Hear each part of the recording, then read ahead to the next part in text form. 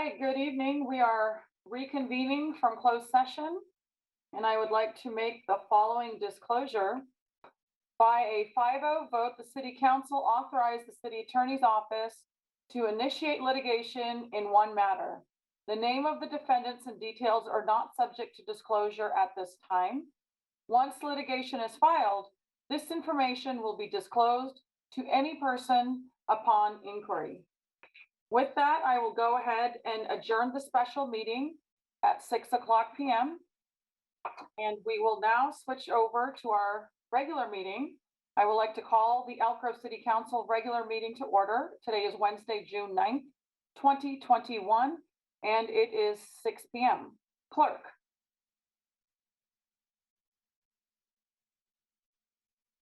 Thank you, Mayor. Consistent with Executive Orders N-29-20 and N-35-20 issued by the Governor of the State of California, this meeting will be conducted by teleconference only.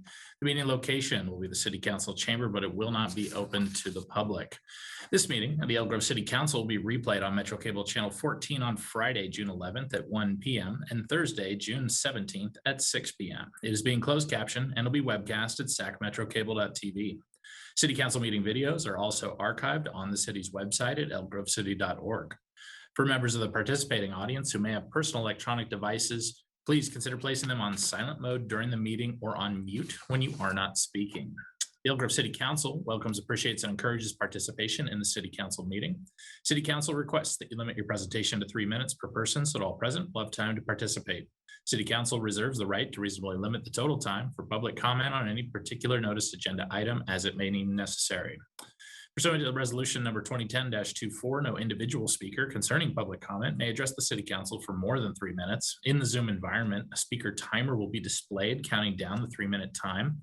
For callers connecting direct via telephone, they can utilize the raise hand feature by pressing *9. And the city clerk will run a speaker timer. And after the first 2 minutes have passed, a single bell ding will sound to inform you 1 minute remains. And when that total 3-minute time concludes for our phone callers, a series of bells will sound. And with that, that will move us to our roll call for the meeting. In our teleconference environment, for any of our roll calls or any of our votes, we do that verbally. And I will be starting that process for the roll call with Councilmember Spies. Present. Councilmember Huang. Here. Councilmember Suen. Here. Vice Mayor Nguyen. Here. And Mayor Singh Allen. Here. All are present. That'll take us to item 1.2, which is the Pledge of Allegiance. All right, if I can get everyone to please stand, hand over heart, pledge. I pledge allegiance to the flag of the United States of America and to the republic for which it stands, one nation, under God, indivisible, with liberty and justice for all. Thank you, and you may be seated. And at this time, I ask that you join us for a moment of silence.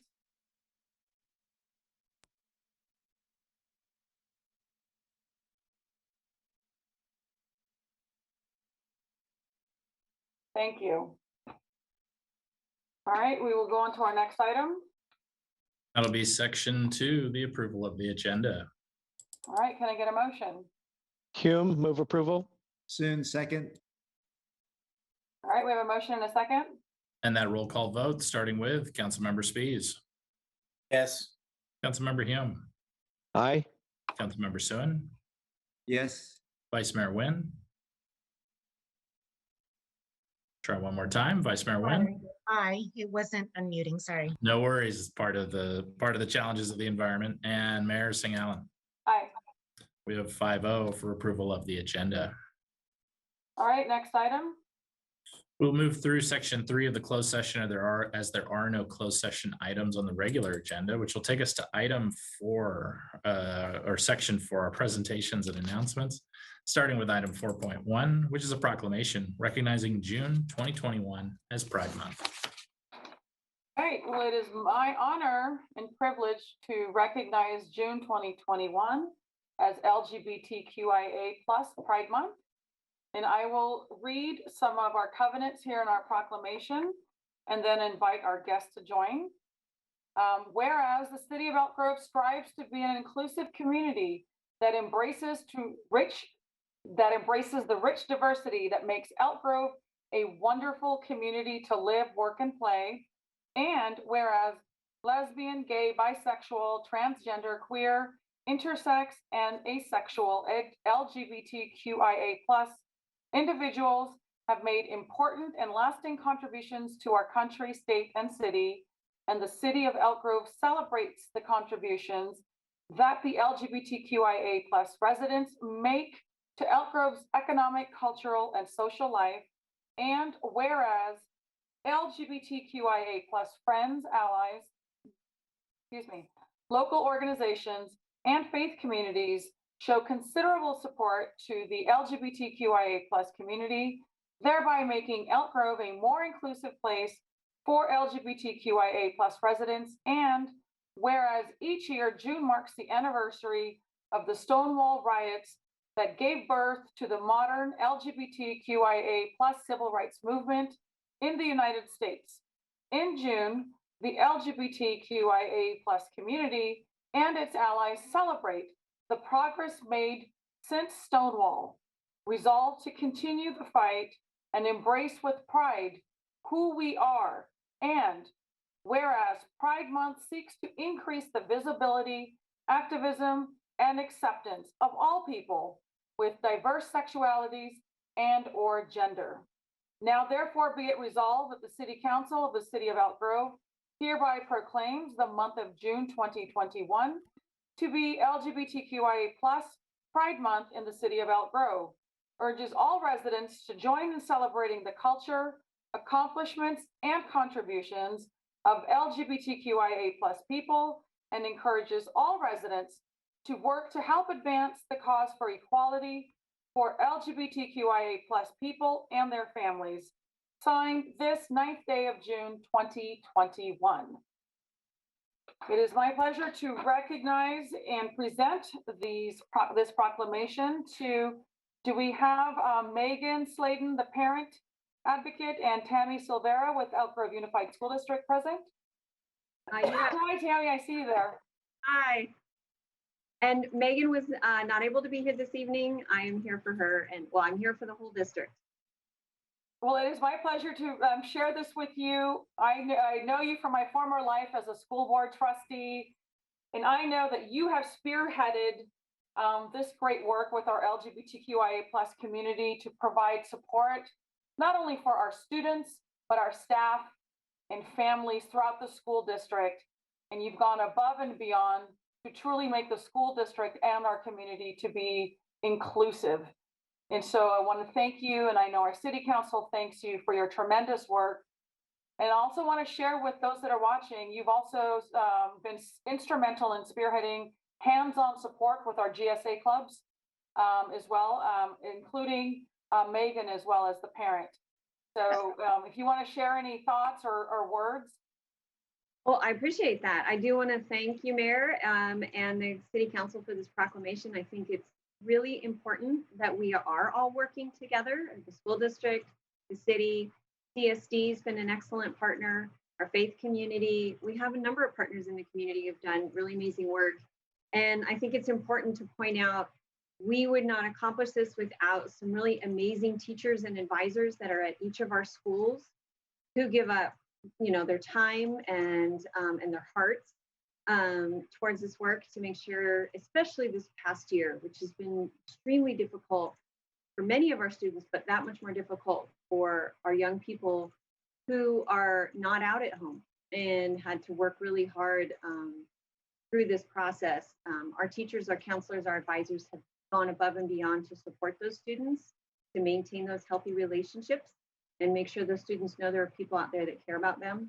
But I think when we have these proclamations, our district just recently had their own, it demonstrates this whole community that we're a supportive and affirming community for all of our members. And that has a ripple effect to our other ethnicities and cultures that are part of this community as well. So I just want to thank you all very, very much. And I'm honored to be here and accept. Thank you. And I just want to thank you again for all the tremendous work you do. Resolutions can sometimes be words on paper, and I know that we go above and beyond to make sure that they're fully realized in our communities.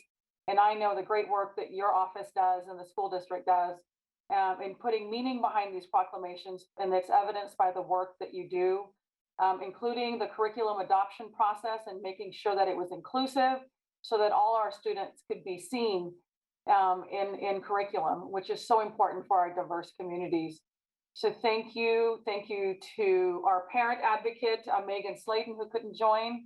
And I do want to do a shout out to Bethany Moslin and Christina Chun Moslin, who are dynamic educators in the school district, who are actually celebrating their wedding anniversary today. So a shout out to them, and thank you all for all of your tremendous work.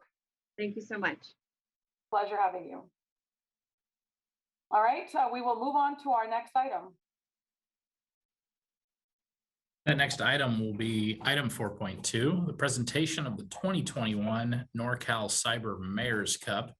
And just to put it out there for mayor, vice mayor, council members, and our public, we have a series of some sharing screens that I'm going to be juggling over here, but I'm going to look to our counterparts over at the school district if you guys can give me the verbal cues, but I'm going to be queuing up that PowerPoint to start things off. I know, Sean, you're not Tina. Certainly. No, I'm happy to take the lead on this if we're ready for that right now. Please proceed. Happy to. So I'm Sean McNally. We're here to talk about the Norcal Cyber Mayor's Cup. It was organized by the Sacramento County Office of Education, ICT Hub, the Far North Regional Consortia, and the Elk Grove Unified School District Cyber Patriot Center of Excellence. And we had many helpers. Most of the results are going to be, go ahead and go to the next slide. Most of the items are going to be, go ahead and advance to the next slide. Bear with me. I'm just working through my own technology problems. Quite all right. We had several sponsors along the way. And some of those sponsors, and so SynEd was another organizing entity for us. The sponsors that you can see on the screen, ISSE Services, Tanium, Chris's Comics from Fremont, and the Geisler family, among SCOE and Far North Regional Consortia. Go ahead and go to the next slide. And so when we talk about what is the Norcal Cyber Mayor's Cup, we want to make sure that we understand, everyone understands that it is part of the California Mayor's Cyber Cup statewide effort. We're just the region that did it in our greater Sacramento area. And we want to make sure that it's a community effort focused on cybersecurity for the future cyber talent. And one way we did that was having weekly events. We called the Live at 5 webinar series, and we had local talent speaking at in those, providing us 20-minute lessons on how to be smarter about cybersecurity. And this provides us an opportunity to bring everybody together, the government, education, and local business, so that we can provide pathways for our local students to pursue and become, to increase the workforce in this industry. Go to the next slide, please. And so it's important to create that community engagement so everyone's aware of it, because the person is the greatest vulnerability we have when it comes to cybersecurity. And we want the opportunity to interact with potential future employees and employers. And as I've said repeatedly, if everyone is cyber aware, we're all going to be safer together. Next slide, please.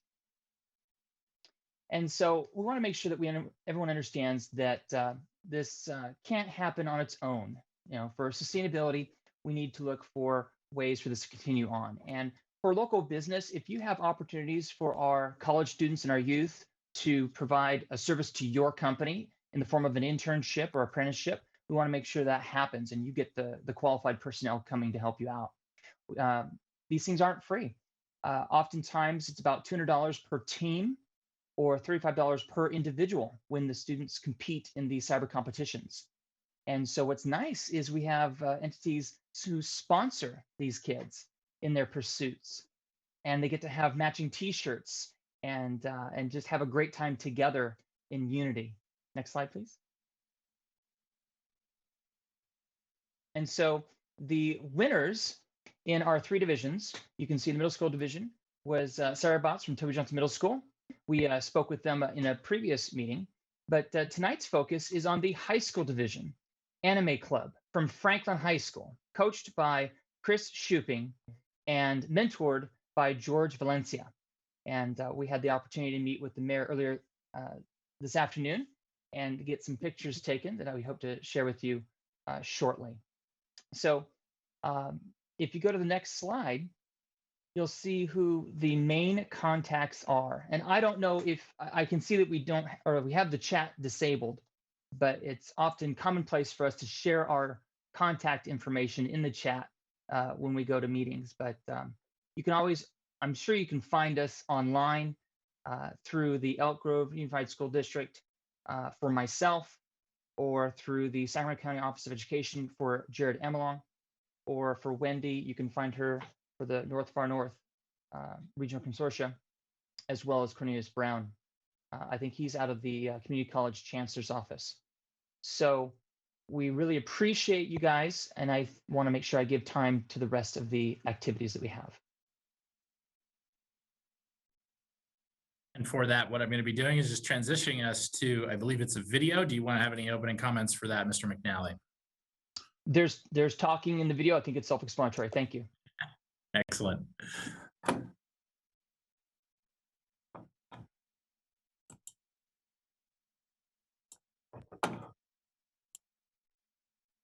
Welcome, everybody. I'm Sean McNally. I'm the Northern California Cyber Competition Coordinator, and I work out of the Sacramento County Office of Education ICT Hub. I bring to you today Chris Shuping, our Cyber Patriot coach out of Franklin High School. He has some great news to share with you. Chris, take it away.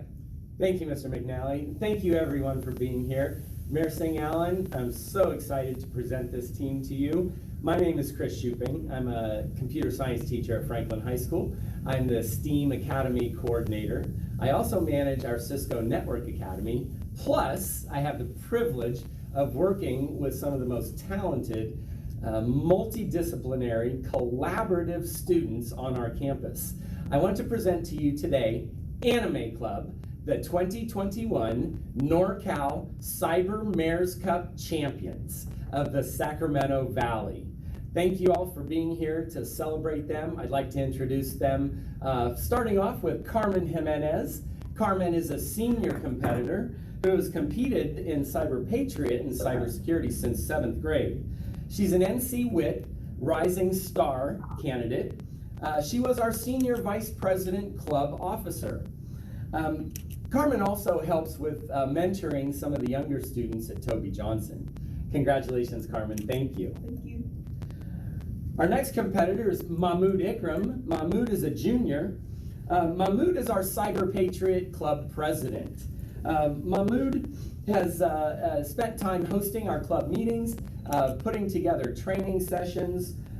He has built a website for our competitors to keep track of events that are going on. Mahmoud is a member of Cyber Patriot since 7th grade. He has competed in the National Cyber League competition and was on the championship team of the Lockheed Martin CyberQuest competition. Congratulations, Mahmoud. Thank you. Another junior on our team is Eric Lee. Eric is a Cyber Patriot competitor, and he's competed since 7th grade as well. Eric was also on our Lockheed Martin CyberQuest championship team, and he's an NCL National Cyber League competitor as well. Thank you, Eric, and congratulations.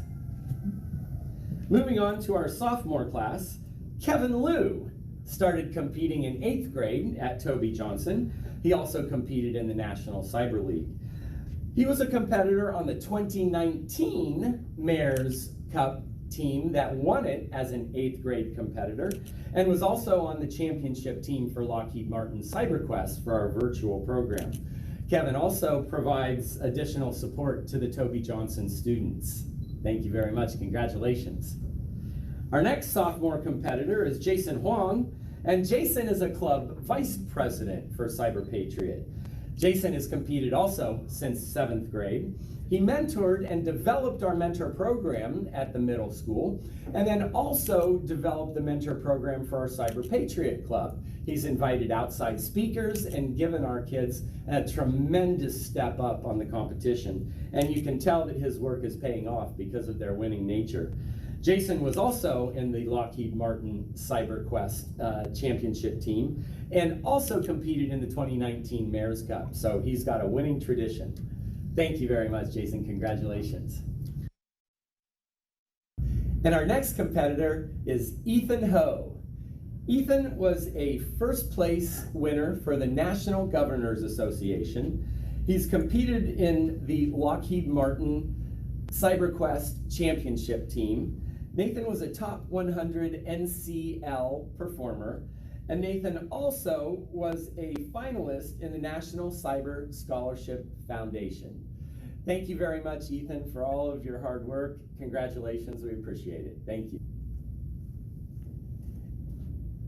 And that concludes our presentation for today. Thank you all so much for being part of this and for celebrating our kids. They are true champions.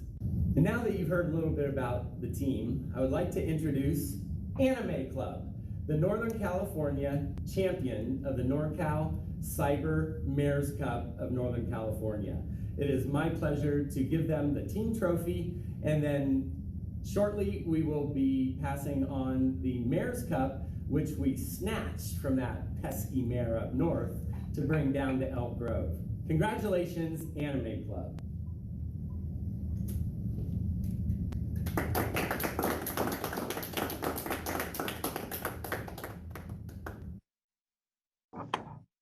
I am so proud to have this trophy in my office here, in the mayor's office here at City Hall.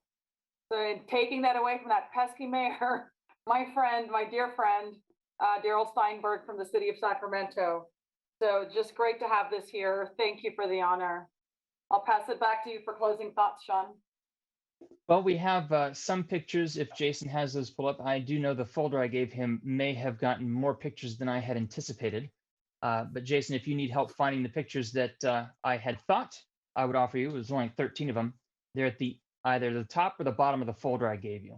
I think we'll be good, and I think I've got them put together. So let me just pull those up. And then for any folks that are watching our meta presentations here of video, we put out our thanks to CCSD for doing that great parade of sirens right in the middle of the presentation. So, yes, I admit it was recorded. It was recorded. So if I can give time to the competitors, if they would like to say something while we still have the opportunity to, I want to give them the time while we look at the pictures. But this is the team and our mentor, George Valencia, who's currently holding the trophy. And just bear with me as I kind of scroll through these. I kind of did a little bit of a patchwork here. So great. Thank you, Jason. And it looks like it's kind of like the Stanley Cup. It looks like it's going down into everybody's hands here. I think there's only like 4 pictures. It should go quickly.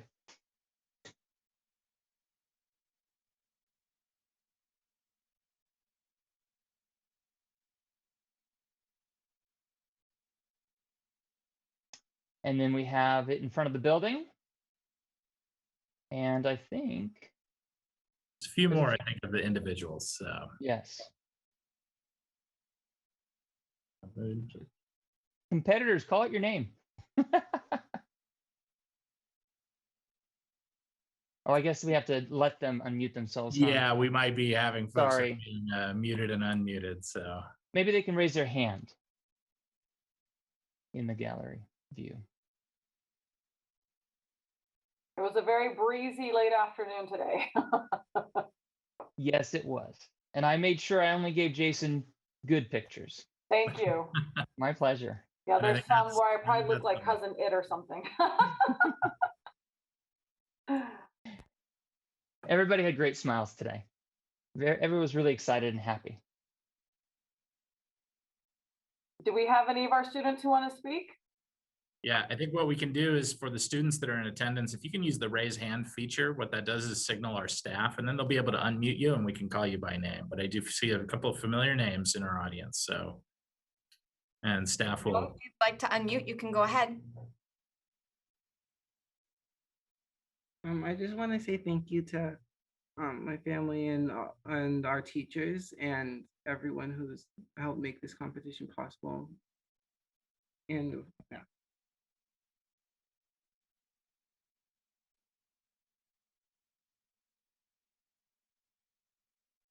Mahmoud Ikram, if you'd like to unmute, you can go ahead. All right, thank you. I just wanted to say, yes, thank you to Mr. McNally and all of you guys, all the mentors and everyone for supporting us.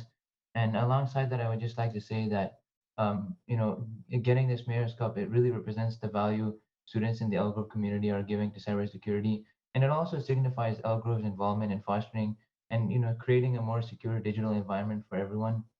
And I think in being honored with this trophy, Elk Grove is also being recognized as basically Northern California's most involved and best performing region in high school cybersecurity this year. So it was a great achievement.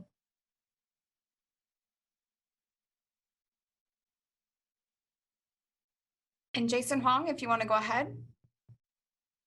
Yes, thank you. I'd like to thank the Elk Grove City Council for taking time out of their meeting to recognize us. I'd like to thank all the adults that made this happen, especially Mr. McNally and our technical mentor, Mr. Valencia. Oh, also our coach, Mr. Shuping, who couldn't make it today. And we'll do our best to keep this cup in this great city. Thank you.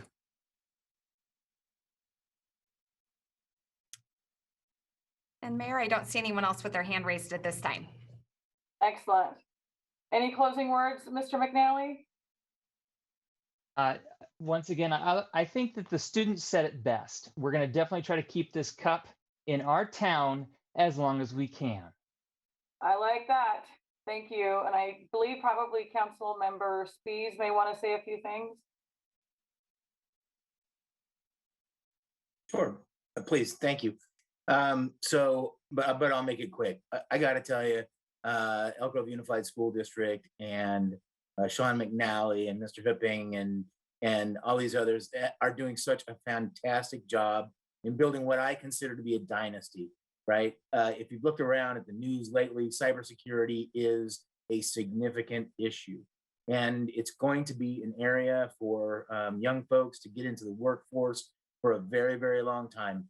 And so I plan on helping them to make sure that cup never leaves the city of Elk Grove. I'm a little bit disappointed that we didn't see Mayor Steinberg in any of those photos, but we're going to make sure that he doesn't get it back. So he did have a conciliatory tweet a while back. Okay, well, all right, we'll let him off the hook. It's all good. But anyway, congratulations to so many folks and you know, the team.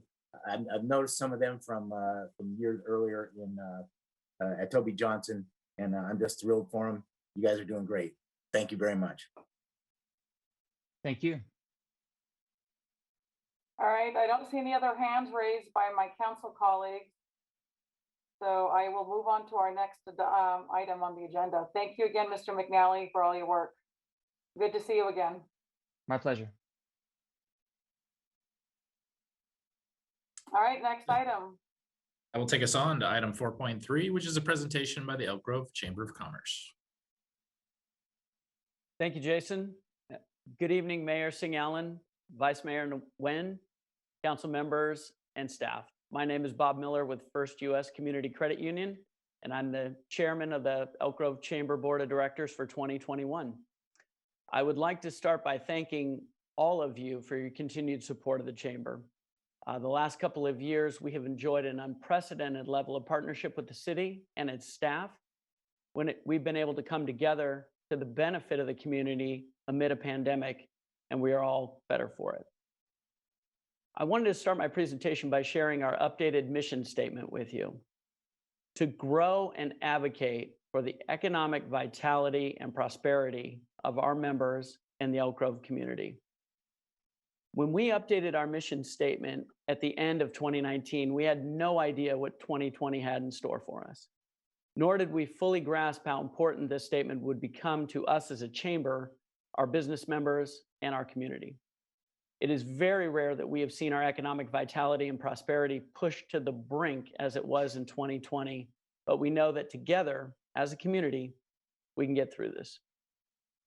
So what did we accomplish in 2020? We remain a part of the United Chamber Advocacy Network for our 4th year. Through UCAN, our chamber has our own lobbyist, working with our legislators and their colleagues to advance business priorities at the state capitol. 2020 helped to show the real value of this as we had a voice at the local, state, and national levels to help our businesses. We're part of the Best of Business in partnership with Elk Grove Laguna Forums. We assisted businesses in getting COVID relief through programs ranging from Rotary Foundation grants to PPP loans to the EIDL loans through the SBA. With Mayor Singh Allen, we created the Response, Recovery, Resiliency Task Force. We created the Economic Equity Task Force to engage the African American and Latinx community, provide an avenue to entrepreneurship, provide training and mentoring, and to understand the minority-owned small business gap and work toward a more proportional representation in our community. We advocated to assist businesses in reopening during the pandemic when guidelines allowed. We created a COVID-19 rapid response page. We held recovery roundtable events. We created responsible reopening posters to encourage consumer confidence and created free COVID-related downloadable signs. We did 2 business impact surveys because we know how much everybody loves to fill out surveys. One was conducted in July and the other in December, and they're available on the Chamber's COVID page. We participated in Santa for Seniors. With the help of the Food Bank and Laguna Sunrise Rotary, over 200 seniors received packages from Secret Santas. And this was such an important program as most people could not spend time with their families during the holidays. Overall, in 2020, we canceled 9 events and we repurposed or created more than 50 events to help keep our members engaged, informed, and connected. And oh yeah, we moved. We made the decision to vacate our current office and we're now working remotely. We have a space in the CSD building for set office hours, in-person meetings, and the use of conference rooms for our ongoing committees and programs. This move allows our chamber staff to get out into the community more. And as we like to say, your chamber is now virtually everywhere.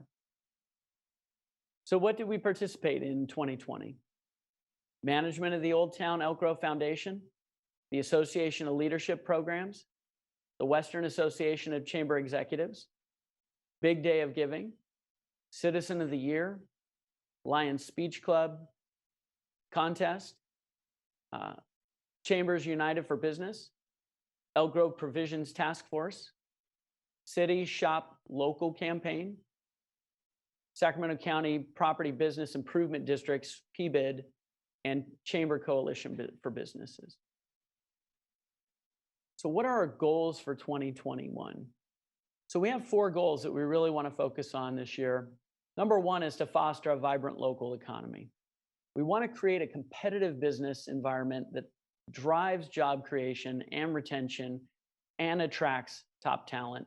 And to do this, we want to determine issues restricting or impeding business growth in Elk Grove by conducting a comprehensive outreach program. Number 2, we want to represent business interests to government, champion business issues with government, and serve as the voice for the Elk Grove business community. We can adopt positions on issues that have a business impact and, where possible, work with other business advocacy organizations. Number 3, we want to empower our membership. We want to maintain a robust range of options for member businesses to connect and to expand their business exposures and market. We need to connect resources in the community to maximize impact and promote local products and services. We want to leverage technology for greater efficiency to provide members unique marketing and business exposure opportunities. And we want to increase member engagement through strategic business development and networking opportunities. As you all know, we do this by putting on mixers, our business referral groups, luncheons, coffee and commerce events. And last but not least, we want a relevant business education. Through the Chamber's Education Foundation, we want to provide unmatched professional development opportunities, ensuring a network of future business and community leaders. We will provide content-rich professional development classes, forums, and online materials. We will assist business leaders and emerging business leaders in understanding our community and the complex issues faced in Elk Grove through the Leadership Elk Grove program. So some of the programs that we have, and I just mentioned one of our key programs is Leadership Elk Grove. This is an academy-style program developed to encourage community involvement and leadership and to develop future leaders to improve the local economy and business climate in Elk Grove. Participants have the opportunity to learn from some of the city's most influential leaders and gain personal insight and knowledge to help guide them through their careers. A beloved aspect of the program is, as you know, our community project. Another program that we have is the Business and Expansion and Retention. Chamber's goal is to garner input, questions, and ideas from regional leaders and other stakeholders in order to identify business assets, stimulate valuable thinking on what infrastructure and other community needs will be required to drive businesses and support a strong quality of life within our community. We'll work together with business representatives, city leaders, and regional stakeholders in order to envision the desired conditions needed to attract and support a vibrant economy that enhances our community's quality of life. We have a couple of foundations that we are a part of. The Business Education Foundation. This foundation was developed in 2019 as a foundation arm of the Elk Grove Chamber of Commerce. The foundation's objective is to educate and assist young adults, entrepreneurs, and business owners in the formation and operation of businesses in Elk Grove. And we have the Old Town Foundation Partnership. On January 1st of 2020, the Chamber began administrative management of the foundation. This will allow the volunteer leaders of the organization to focus on the needs of the Old Town SPA. And we have some great ideas in the works to promote Old Town businesses through this partnership, and I really urge you to watch for more on this. So before I conclude, I want to thank our board of directors for all their efforts and support. They are Alex Hall with Discovery Tree Schools, Angela Spees with ISSE Services, Christopher Hoffman with Elk Grove Unified School District, Frank Maida with Paula Maida and Company, Jim O'Donnell with Elk Grove Citizen, Josh Green with CSD, Nitsa Medina Garcia with InfoCompass Solutions, Oscar Ocon with Ocon and Associates, Robert Mees with Laguna West Lakeside Neighbors Magazine, Sarah Costa with Sutter Health, and Waldo Herrera, Realty World Connect. I also want to thank our amazing team at the Chamber for all of their hard work. Angie Perry, Katie Biskine, and Alexis Prince. We couldn't do any of this without their dedication to this, to our businesses and to this community. As we look forward, our future looks bright. Our business community will recover, thrive, and grow, and the economic outlook will improve. Our chamber and city will continue to work hard for all of the businesses in this community and advocate on their behalf. I hope 2021 is an amazing year for all of you, and I appreciate your time. Thank you so very much. Thank you, Bob, for that excellent presentation and overview. I look forward to not only continuing to build a relationship that's stronger with our city and myself personally, but truly strengthen it so that our businesses, particularly our small businesses, can truly thrive. And it's just been a wonderful partnership. And I want to thank you and your team, great staff and dynamic board of directors. We are so blessed to have you all. Thank you so much. I really appreciate those kind words. We appreciate everything that you have done, Mayor, and the City Council as well. I think we're building an amazing relationship, and I think together we can accomplish anything for this business community and for this great city of Elk Grove. Thank you. Any of my colleagues want to offer any additional comments? I see Councilmember Soon. Thank you, Madam Mayor. I just want to echo those sentiments. Bob, Angie, it's great to see you both, or at least you. I know Angie's here on the Zoom as well. Always appreciate our partnership. I'm glad to see it continue growing, and really glad to see that all of you are able to weather this pandemic, and looking forward to better things ahead. Thank you so much for your work. Really appreciate that. Councilmember Spies? Yes, thanks. So, Chair Miller, I really want to thank you. What a lot of folks don't know is that in the past, the chair's term was 1 year. But when the past chair was leaving, that past chair somehow talked the new chair into doing 2 years. And so if you're not keeping track, what that means is Chair Miller took the chamber just as we went into the pandemic. And that took a lot of work, not just, I mean, obviously for a lot of folks, right? But Chair Miller has steered through that, and now he is finishing, or he's got 6 more months until he finishes his second year. And so easily the 2 toughest years in a row.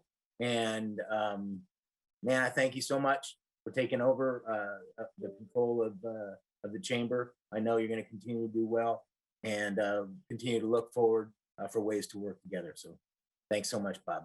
Thank you so much, Kevin. I really appreciate those kind words. And, you know, your leadership was instrumental with the chamber as well. And you were a great mentor to me to assist me to be as prepared as possible for this. So I really appreciate everything that you've done, not only for the chamber, but for me and for the city as well.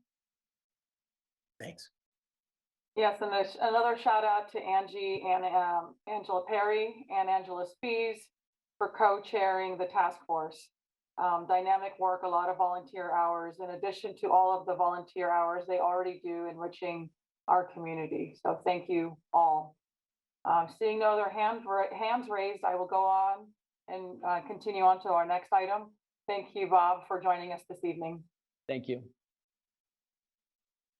All right, next item. That'll be item 4.4, the Trails Committee update. And I will be pulling up the shared screen of the PowerPoint, but I will be handing it over for the audio from Chair Mark Mendenhall of the Trails Committee. Yes, I see him here on the screen. Welcome, Mr. Mendenhall. How are you? Very good. Good. At least we have audio. That's good. We have audio and visual. All right. Good evening, Mayor Elk Grove Mayor Singh Allen and council members. Thank you for having me. Next slide. This is our committee today.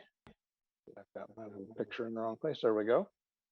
Left to right, Mark Doty, Sharon Anderson, myself, Deanna Donahue, and Erica Smith. Next slide.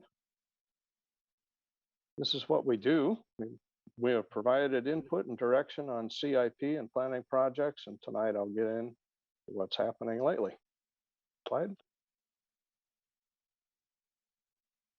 The Bond Road Rehabilitation Project is complete, including green bike lanes and visual detection at the intersections. Rehab projects are also underway for Elk Grove, Florin Road, Waterman Road, Sheldon Road. Slide.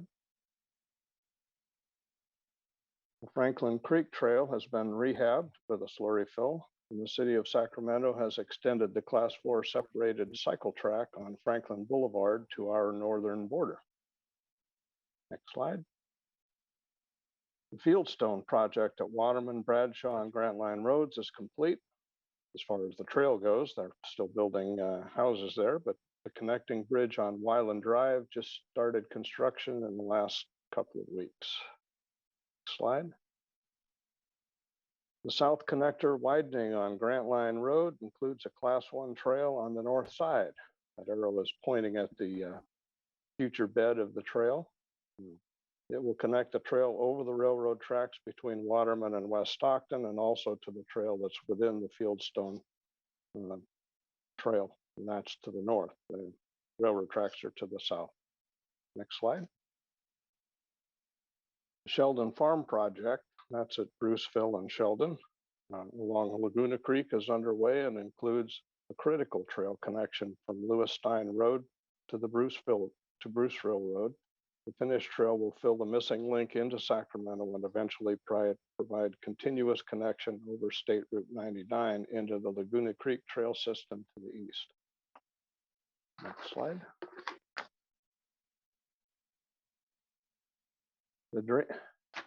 I smile because this one got the name corrected for me when I did my draft here. The Drainage Shed A Channel Landscaping Enhancement Project from Springflower Drive to Elk Grove Boulevard was primarily a drainage district access effort, and we got a nice trail extension in the process.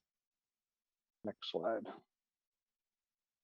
Old Town Plaza construction is well underway. We're all watching that carefully and includes some great amenities, including first-class bike racks and bike sharrows, markings along Railroad Street to make it a nice connector for off Main Street connections for bikes.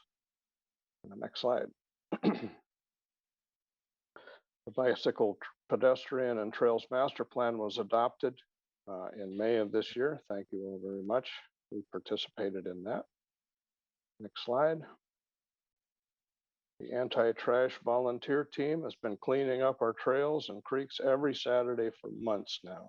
Committee member Sharon Anderson has been very active in organizing and helping each week. We thank all the participants, especially the Irons family, for their awesome support.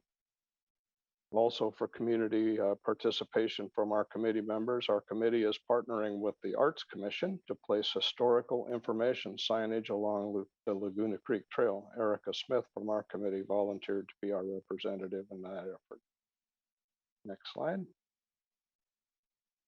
Our committee has identified and prioritized 19 locations that need a variety of improvements. These are smaller CIP project recommendations involving modified curb cuts, crosswalks, access ramps, and the like to make our trails system easier to negotiate for everyone. There are still more to add. Our public works staff is working on solutions as funds become available. 3 crossings are up for improvement next year with Project WAM 010, and 2 or 3 more to follow with Project WAC 033. Next slide. Our current top priority for connectivity is the Laguna Creek Trail from Bradshaw Road all the way to Sheldon at Bruceville Roads. These projects are identified and moving forward. We believe another key connection is the Upper Elk Grove Creek Trail. This trail follows Elk Grove Creek from the existing Pred Bridge over State Route 99 southwest to Grant Line Road. Newer construction in the Waterman Grant Line area is building much of the trail. We need the connecting piece identified and funded. The red here is finished or under construction. The yellow needs pavement on the service road, and the magenta needs a railroad crossing. Connection will change the entire trails dynamic of this area. The yellow segment is in the right-of-way phase for fiscal year 22 and 23. Next slide. I used this slide in 2019 committee report. This connector is still on our list and will provide many benefits to the neighborhood north of Sheldon Road. For the most part, this trail involves paving an existing service road. Staff submitted a previous ATP grant application for this, but was unsuccessful. Next slide. To expand on this, we also believe we have a realistic extension to the proposed Strawberry Creek Trail into the neighborhoods and retail centers east of the railroad tracks and continuing beyond Elk Grove Florin Road. Access from this trail to the entire city trail system would use residential streets and signalize intersections to the south. This segment would require a railroad crossing. This part of our city currently has no trails amenities whatsoever. Next slide. Technological advances in consumer demand have brought us to an amazing array of e-bikes, scooters, trikes, skateboards, and even all-terrain skateboards. We are seeing everything on our trails, sidewalks, and bike lanes, including golf carts, ATVs, gas-powered equipment, and all varieties of ADA mobility devices. Our current posted policy is no motorized vehicles. Addressing a refined policy goes well beyond our committee reach. Staff is currently working towards some municipal code revisions that likely will take until next year to become effective. We feel a regional approach would be beneficial. Next slide. Grants, federal, state, and regional, are leveraged with city matching funds to advance trail priorities. We need to make sure that we have staff time available to apply for and receive these grant fundings. Next slide. Creating more clean and safer bikeways is always a priority. Encourage people to use them for intended purposes is ongoing. Next slide. Clearly, the COVID crisis has emphasized the need and desire for superior outdoor experience in our community. Your commitment to this end is essential. Next slide. Here we have Old Town Plaza becoming a reality. Thank you for your time. Any questions or comments? Thank you, Mark, for that excellent presentation. I want to thank you personally, as well as the rest of the committee members, for all of your hard work. I believe, are you still volunteering with the school district as well? I'm sorry, say that? Are you volunteering also at the school district?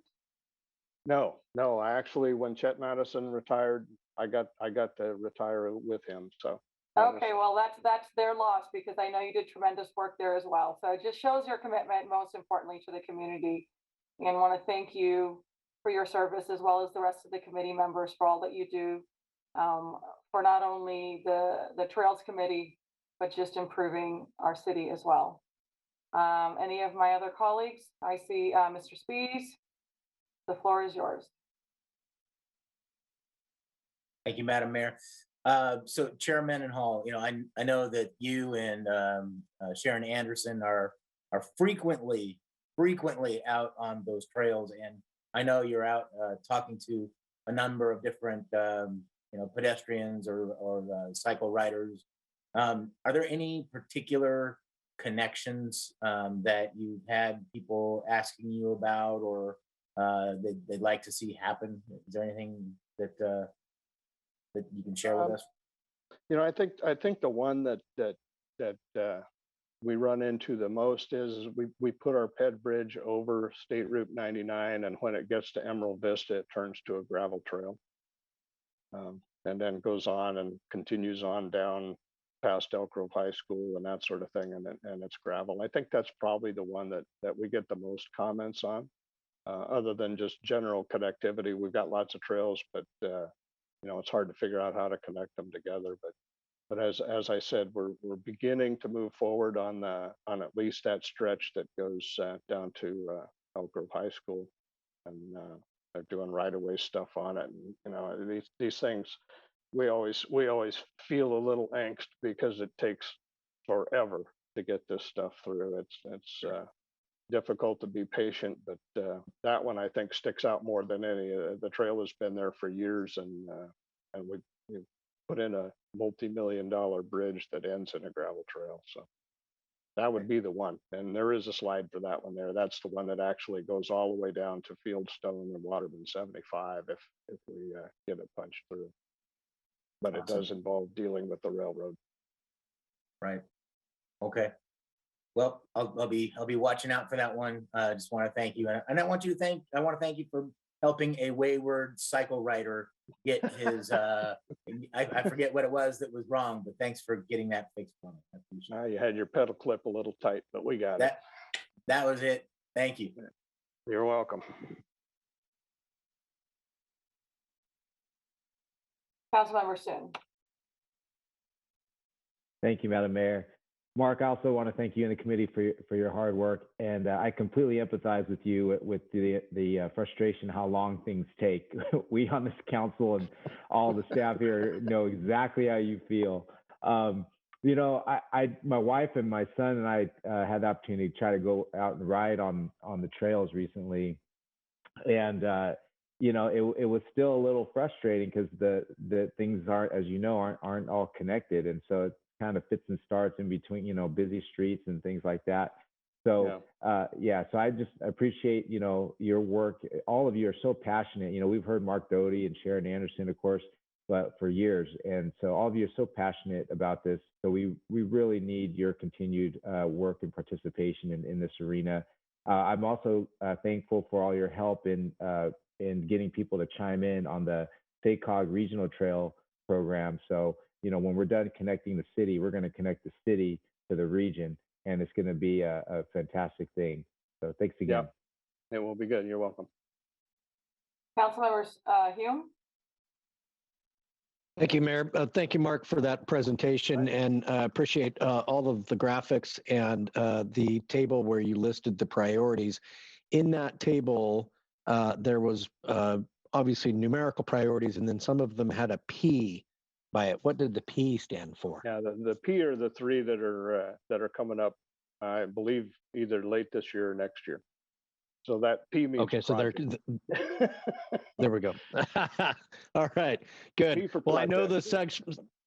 Thank you. I know the segment of trail you're talking about. My wife and I set out on a walk around the city on the trails, and that gravel is tough to walk on, and it's even harder when we ride our bikes. And so it would be nice to have that segment paved. But as we look at doing that and look at then eventually punching it farther to the east, down to the Waterman 75 area, as you mentioned, if I remember correctly, in addition to significant neighborhood opposition, which still confounds me, but there was a problem as the trail went past Markoffer, where I think it was constrained or there was something there. Anyway, it's an issue that we'll probably want to look at and see if we can make sure that we have that sorted out prior to coming through there and wanting to put in a trail. But I appreciate the report and appreciate all the work that you guys do. Thank you. Thanks. All right. I don't see any other hands raised. And Mayor, I Mayor, believe we do have Sharon Vice Chair Anderson. Sharon Anderson. Oh, yes, please. Oh, Sharon's here. I looked and I didn't see her.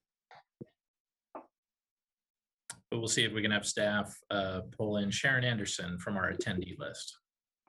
Well, hello, y'all. Hello, Mayor Bobby Singh Allen and all the council members. I appreciate being able to say something here. Mark's leadership over all these years has been incredible. He is a very passionate, as you have just seen, advocate for trails and as well as connectivity and better bike lanes and all that other. One of the things that we noticed when staff are really paying attention in building roads and building major roads, the Sheldon Road overcrossing, if you've noticed, the bike lanes, even though hardly anybody uses it because it's really dangerous, but Gary Grunwald, rest his soul, made sure that we had adequate and wide bike lanes over overcrossings. And those are some of the features that we also keep an eye out for. Really happy that we are able to get some of the green bike lanes, although some of the naysayers say, well, it doesn't make any difference. It's still dangerous going over Laguna Boulevard and the railroad tracks to Laguna West. So we're looking at some other connections as well. We also have heard that the connection to continue the Laguna Creek Trail through the cemetery and over the Freeway 99 will give us that added oomph and added push and added connection, as Darren said, to the whole region, and really looking forward to that. Another thing that's going to be really tricky down the road is connecting up in Laguna West. There is an opportunity to connect up through Beach Lake, and I was just looking at it today for some ungodly reason, connecting up to the north to get into the pocket area a little more easily, or getting up to Delta Shores. There is a way to do it. It just is going to take some hard work with, and I know what the staff are doing right now. Their heads are down going, no, Sharon, don't say that. Anyhow, working with the regional wastewater treatment plant, because there are some awesome opportunities to connect to the north regionally. It probably won't happen in my lifetime, but just put the pin in it and let's see if we can't get there. Anyhow, I really appreciate Mark Mendenhall's leadership, and I appreciate the fact that y'all recognize that the Trails Committee is kind of like this real viable group of folks that kind of are eyes and ears, and we see a lot of things differently than most because we're out there on the ground, judging by the tans on our legs and our arms, we're out there a lot. And we listen to other people as well. Thank you for letting me speak. Thank you, Sharon. Any closing thoughts, Mark? No, Okay. I mean, your support's critical, and staff, I think we're in a better position than we've been in for the 20 years that I've been on this committee. Right now, we've got more in the pipeline, and we need to just keep it coming. All right, well, thank you all. Thank you for your service. And we will move on to our next agenda item. Thank you for joining us. Thank you. Our next agenda item will be section 5, public comment. And before I read the phrasing on that, I just wanted to reach out to our attendees in the Zoom environment. Now would be the time to use that raise hand feature in order to sign up for general public comment. So for our members of the participating audience, they may comment on any item not on the agenda that is of interest to the public within subject matter jurisdiction of the City Council. Each person will be allowed 3 minutes or less if a large number of requests are received on a particular subject. City Council cannot take action on non-agendized items raised under public comment until the matter has been specifically included on an agenda as an action item. Members of the public desiring a response to a specific question are encouraged to contact any member of the council or the city manager at any time. Those audience members who wish to address a specific agendized item are encouraged to offer their public comments during consideration of that item. And I think after that, we do have a speaker, and I will just pull up that speaker timer.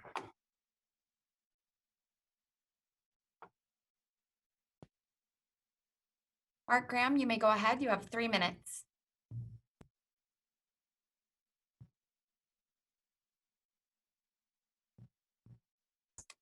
Okay, can you hear me? We can, go ahead. Good evening, Mayor and Council. Mark Graham, long time no speak. I hope you're all doing well. Happy June. All right, I want to talk to you about a bill that's currently in the legislature, and it's called AB 537. AB 537. I've written to the council about this several times and not received any response. This is sponsored by Assemblymember Bill Quirk, who's a lackey of the telecommunications industry. He has lied in the committee about this bill, and he said that it would make California law consistent with federal law. It would not by a long shot. This bill doesn't change the timing of the shot clocks for the city to approve a cell antenna permit application. What it does is it changes what happens if the city misses the shot clock. And it says, if the city misses the shot clock, the permit is deemed approved and the permits are deemed issued and the applicant may begin construction. Now, for those of you that don't know, the shot clock is the number of days that the city has to act on an application for a cell antenna permit once it receives it. All right, so what are the changes? It puts the burden of proof on the city to prove that the application either does not comply with the zoning code or is incomplete. It also puts the financial burden on the city. So the city would have to go to federal court to get the court to enforce the city's zoning code and to undo the permit that was deemed issued. The city will end up approving, and I put that in air quotes, many cell antenna permits that your staff has not even looked at or has not actually approved because the shot clock ran out and the permit was deemed issued. Now, the way it currently works under federal law, there are these shot clocks, like I said. It's the amount of days that the city has from receipt of a cell antenna permit application to act on it, which means either approve it or deny it and tell the applicant why it's denied. And under current law, if the city does not meet the shot clock, it's considered a presumptive violation of the Telecommunications Act of 1996. And the remedy is for the applicant, which is the telecom, to file suit in U.S. District Court to get an order for the permit.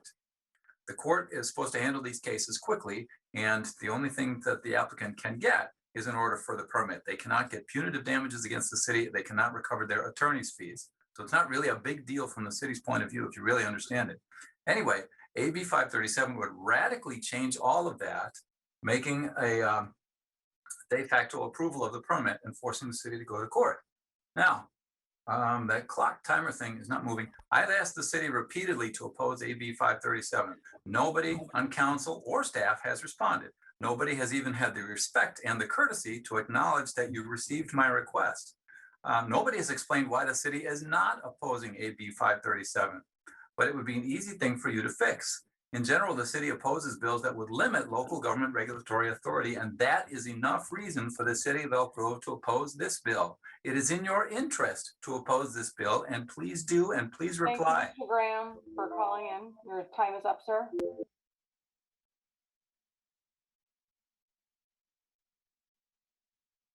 And I believe that was our only speaker under general public comment. I am not seeing any other individuals that are signing up to speak for general public comment. All right, thank you. We'll move on to our next item. The next item will be section 6, general administration information.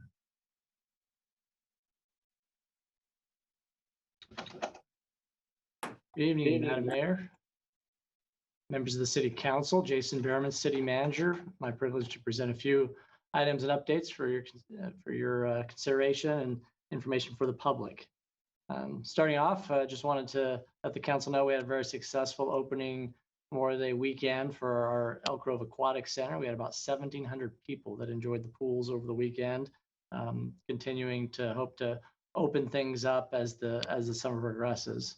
Also at District 56, staff is working with tenants to host meetings and resume full operations of the center. Looking forward to the June 15th reopening date.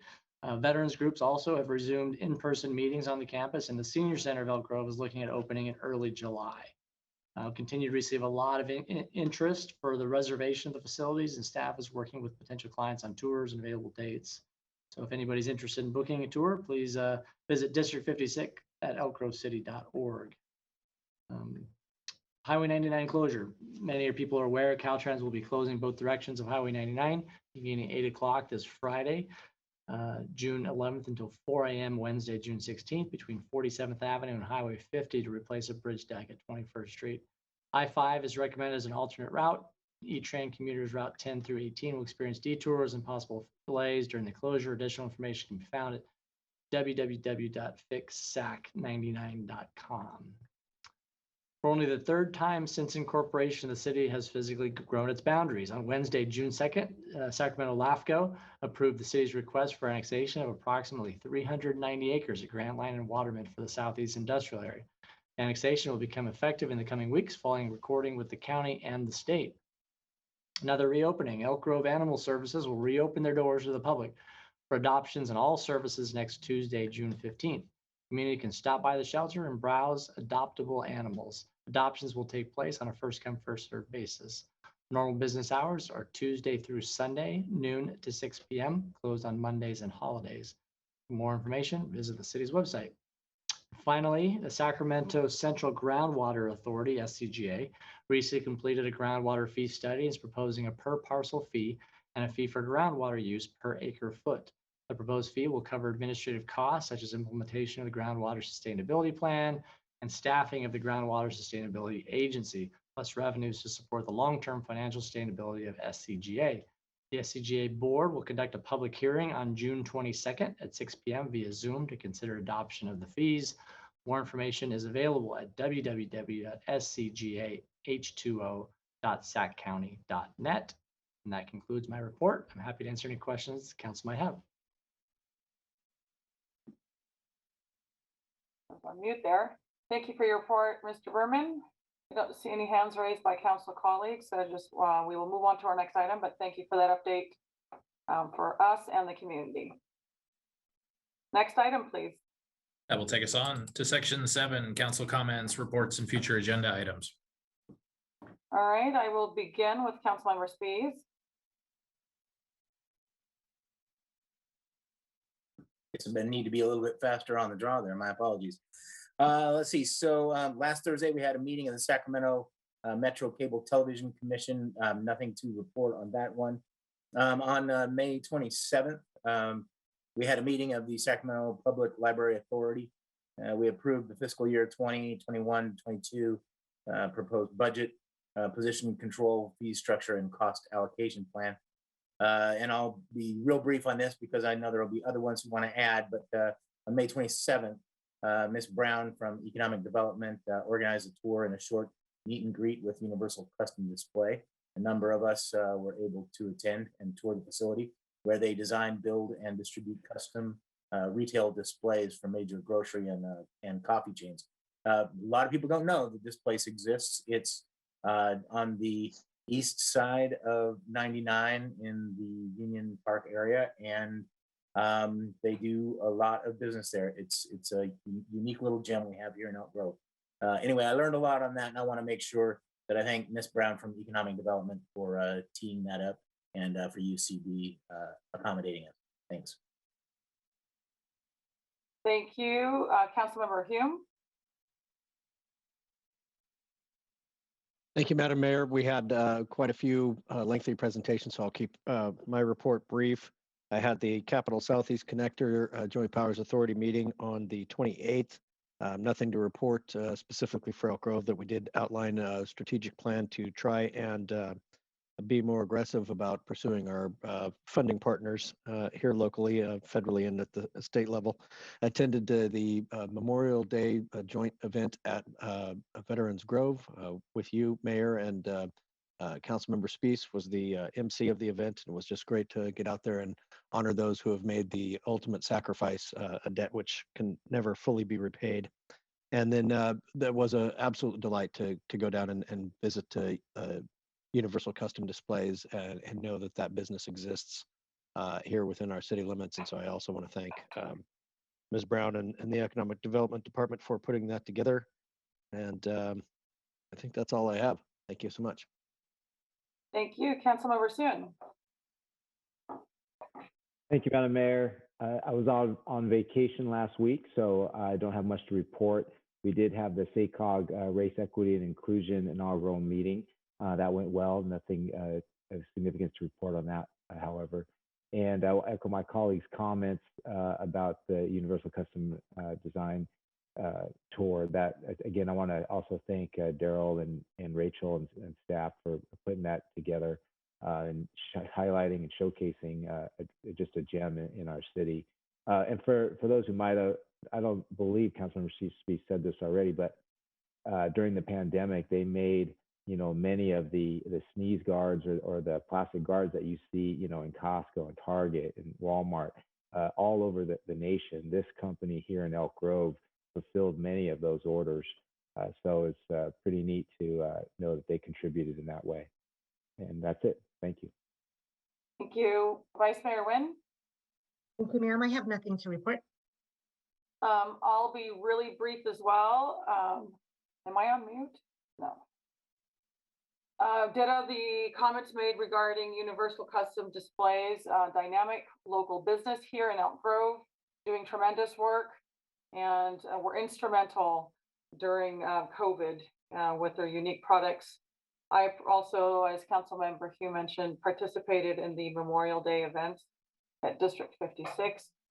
It was an honor to display the wreath on behalf of the city with our Chief of Police and Fire Chief. And again, just thanking everyone to make that happen. And then I also participated in the Library Authority meeting, and I got the update there from Councilmember Spees. Now, if memory serves me correctly, weren't we moving this to the end? Is that to be expected for our next meeting? Because I believe we had council consensus on that. Yeah, it's fun. I'm sorry? On the consent items, we're going to be moving it in consent so that it goes next time, it'll be at the end. Okay, very good. That's it. We will move on to our next item. And that next item will be section 8, our consent calendar items. And for all of our attendees in the Zoom audience, I'd say if you do have comments on our consent calendar, now would be that time to raise your hand. We'll turn it over to you, Mayor. Thank you. I will go ahead and open the public comment opportunity. And just for that prompt, we did not receive any prior written comments for the consent calendar items. And as I'm looking over our list of attendees, I do not see any hands raised to speak for public comment on the consent calendar. That would close the public comment opportunity. All right, I'll close the public comment opportunity and open it up for approval of our consent calendar. Move consent soon. Second, when. We have a motion and a second. And with that roll call vote, I will start with Councilmember Spees. Yes. Councilmember Hume. Aye. Councilmember Suen. Aye. Vice Mayor Nguyen. Aye. And Mayor Singh Allen. Aye. The consent calendar items will pass 5-0. And just a note, those council comments and reports will shift towards the end of the agenda as we approach our June 23rd agenda. All right, next item, please. We will move to section 9, our public hearings, starting with item 9.1. which is a public hearing to consider a resolution adopting the budget for fiscal year 2021-22, capital improvement program for fiscal years 2021-22 through 2025-26, annual appropriations limit, and the fiscal year 2021-22 investment policy. All right. Good evening, Mayor and City Council members. Is my audio and video coming in all right? Currently, Shay, we have your videos on, but if you want to share screen with your presentation. Yes, I do. I'm going to attempt that right now.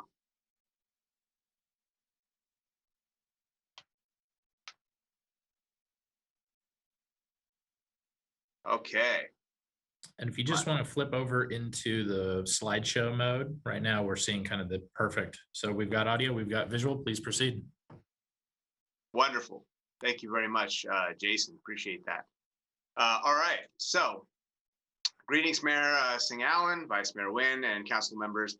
My name is Shane Ryan, budget manager for the city of Elk Grove. Before we start, I would like to thank city staff in particular, including the finance department and the graphic design team for all their hard work in developing the proposed budget this year.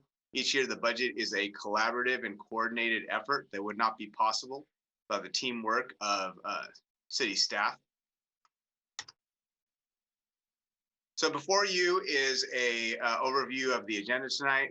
We're going to start with some changes to the proposed budget since the May 26th council meeting, and then a couple slides on the overview of the capital improvement program, followed by some details about the general fund beyond what we presented to council on the 26th, and then followed by some 5-year forecast long-range plans for some of our major funds, and then a slide on some public outreach efforts that we've done in the last couple of weeks for tonight's public hearing, and then concluding with an overview of our performance measure program for the following year.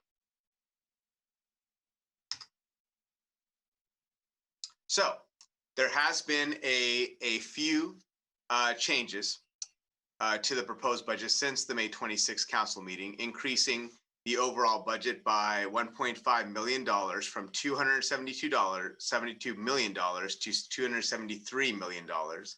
The 1.5 million addition is for 4 projects listed in the table before you. Among the 4 projects, it's among 4 funds. However, project WFC 40 and WDR 52 are considered minor public works projects, while WPR 22 and WTR 002 are official CIP projects. And those are the changes that were made in the last 2 weeks to the proposed budget, which are incorporated now in the book. So looking at the capital improvement program as a whole, the total CIP appropriations over the 5-year period is $170 million. 133 million of that, so 78%, is all the projects that are funded, and then 22%, $37 million of remaining projects are unfunded in the 5-year portfolio. And you can find a version of this chart on page 244 of the budget and on page 19 of the CIP. And then just a list here of some of the major projects that are included in the portfolio. So the Laguna Creek Interregional Trail projects, Laguna Creek and White House Creek multifunctional corridor project, Vaughn Road storm drain improvements, the Studio Court building acquisition and remodel continuing, and the various Camera Road projects as well, the Capital Southeast Connector, JPA, that's Grant Line Road projects as well, and the citywide traffic signal enhancement and congestion relief project, and an Old Town Streetscape Phase 2 project. More information on the overall CIP, including all the different projects that are in the portfolio, can be found in the proposed 5-year plan, and then also starting on page 225 of the budget. So now moving on to the general fund. For FY22, the general fund exhibits signals of economic recovery from the COVID-19 pandemic, while also providing fiscal sustainability against any further impacts from the pandemic. The general fund continues to provide funding for council priority projects, It does not reduce service levels for the Elk Grove residents and maintains adequate reserves and aligns reserve allocations based on the city's reserve policy. So first, looking at the revenue side. The reason for the 6.3% decline between fiscal years ending in 21 and 22 is due to one-time revenues received in FY21, the current year, as a response to COVID.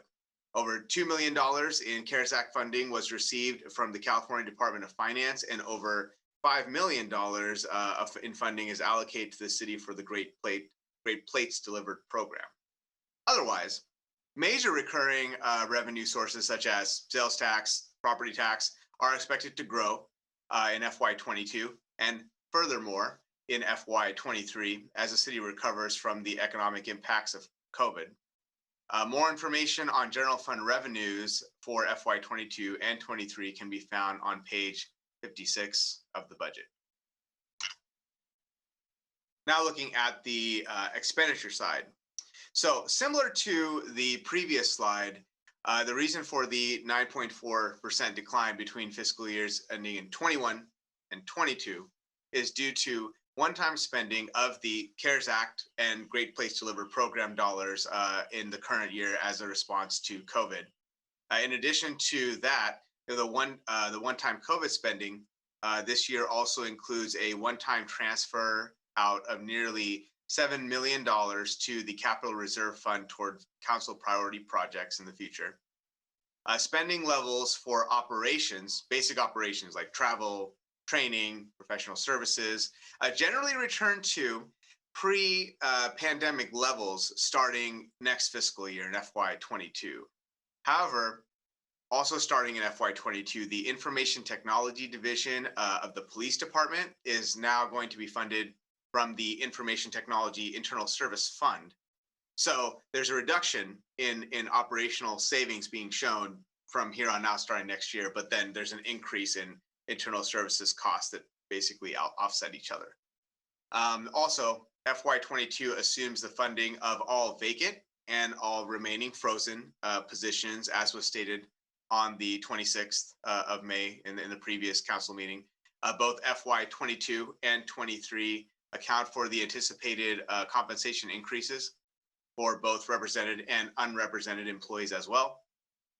And so more information on general fund spending for FY22 and 23 can be found on page 62 of the budget. So now expanding the lens to the 5-year outlook. Before you is a table of the general fund 5-year forecast, and a similar table like this can be found in the transmittal letter of the budget. Now, I realize that there's a lot of numbers in this table to digest, but the bolded rows toward the bottom tell a story of growing reserves and fund balance over the 5-year period. Both the opportunity reserve and the reserve for economic uncertainty are projected to meet their target levels of 5 and 25% of adjusted appropriations, which is shown in the table, respectively for all the years in the forecast. However, some key revenue assumptions are critical for this story to become reality. So, given current trends in economic indicators, and I mean current as in recovering from COVID trends, the city's sales tax consultants project steady growth in sales tax over the 5-year period.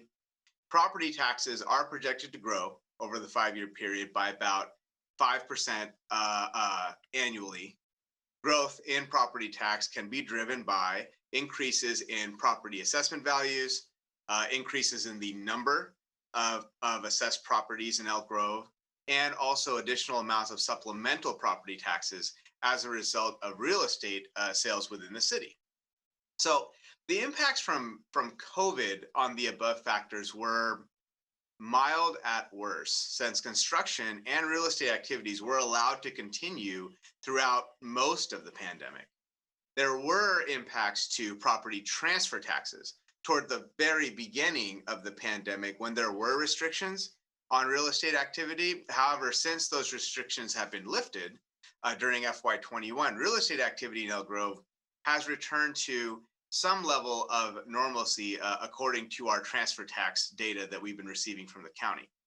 So a modest 1% growth is assumed annually for property transfer taxes in the forecast.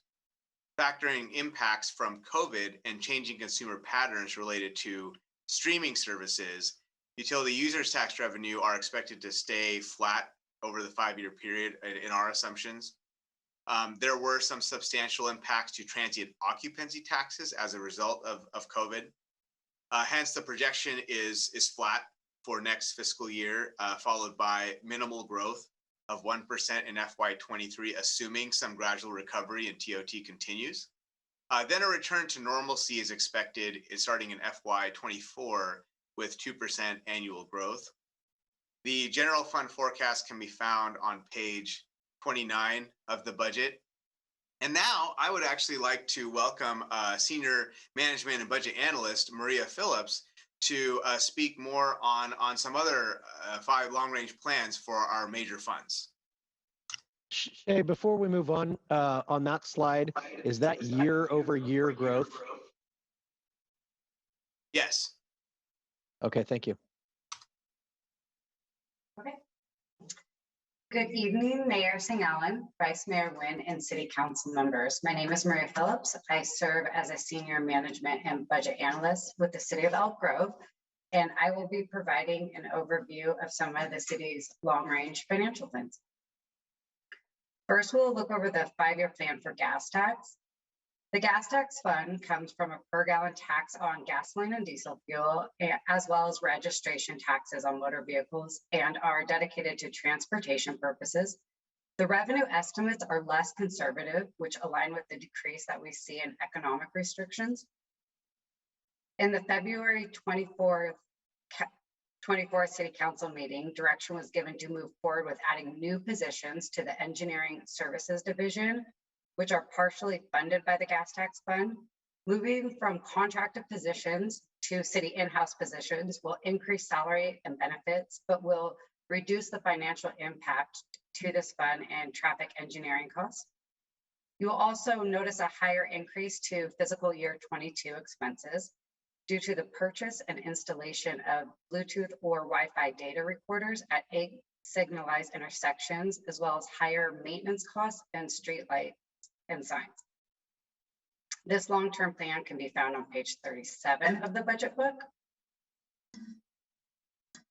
Moving on to CFD Maintenance Services, which is a newly added long-range plan. The Maintenance Services Fund is used to pay a proportion of costs associated with public infrastructure in the Laguna Ridge area. Revenues for this fund come from property tax levies within the geographical boundary of the district. Further public and private development is anticipated in future years that will ultimately result in revenue growth. However, the current levies assessed on these properties is only at 70% of maximum allowable amount. Staff will actively pursue cost-saving measures in maintaining the new parks to decrease the annual projected deficit that you'll see in the available fund balance. If it's determined that the annual deficit can't be avoided in this fund, annual levy amounts will eventually need to be increased. And this CFD Maintenance Services forecast can be found on page 39 of the budget book.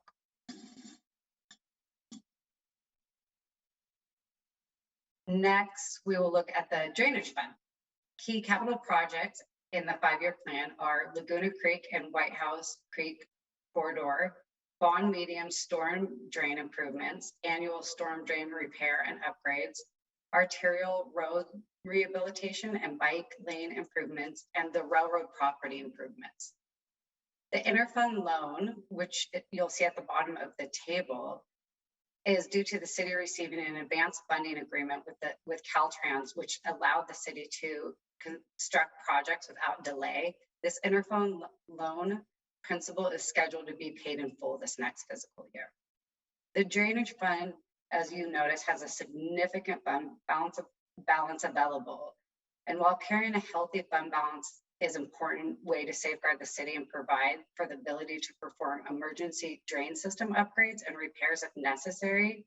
The Public Works Department is working to identify the best use of these funds, such as annual pipe inspection and cleaning, pipe station electrical systems and pipe replacement, and storm drain discharge trash initiatives. Additionally, the completion of focus studies programmed over the next several years will result in the identification and programming of capital projects needed to carry out the city's storm drain master plan. This long-term plan can be found on page 42 of the budget book.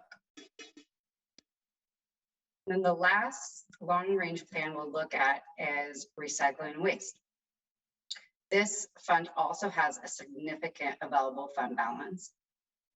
And the finance department, along with the recycling waste division, are working together to identify the best use of these funds as well, which may include directly offsetting the projected rate increase associated with SB 1383 implementation costs through a potential reduction or stabilization of the current solid waste administration fee, or two, as implementation of SB 1383 moves forward, there may be additional need for funding, as the state will require each jurisdiction to guarantee it has enough organic processing capacity. This will continue to be evaluated during this next fiscal year, and council will be informed of any decisions before they are made. This long-term plan can be found on 43 of the budget book. And this concludes my presentation on the city's long-range financial plans. Shane Orion, budget manager, will now be providing an overview of the city's public outreach efforts.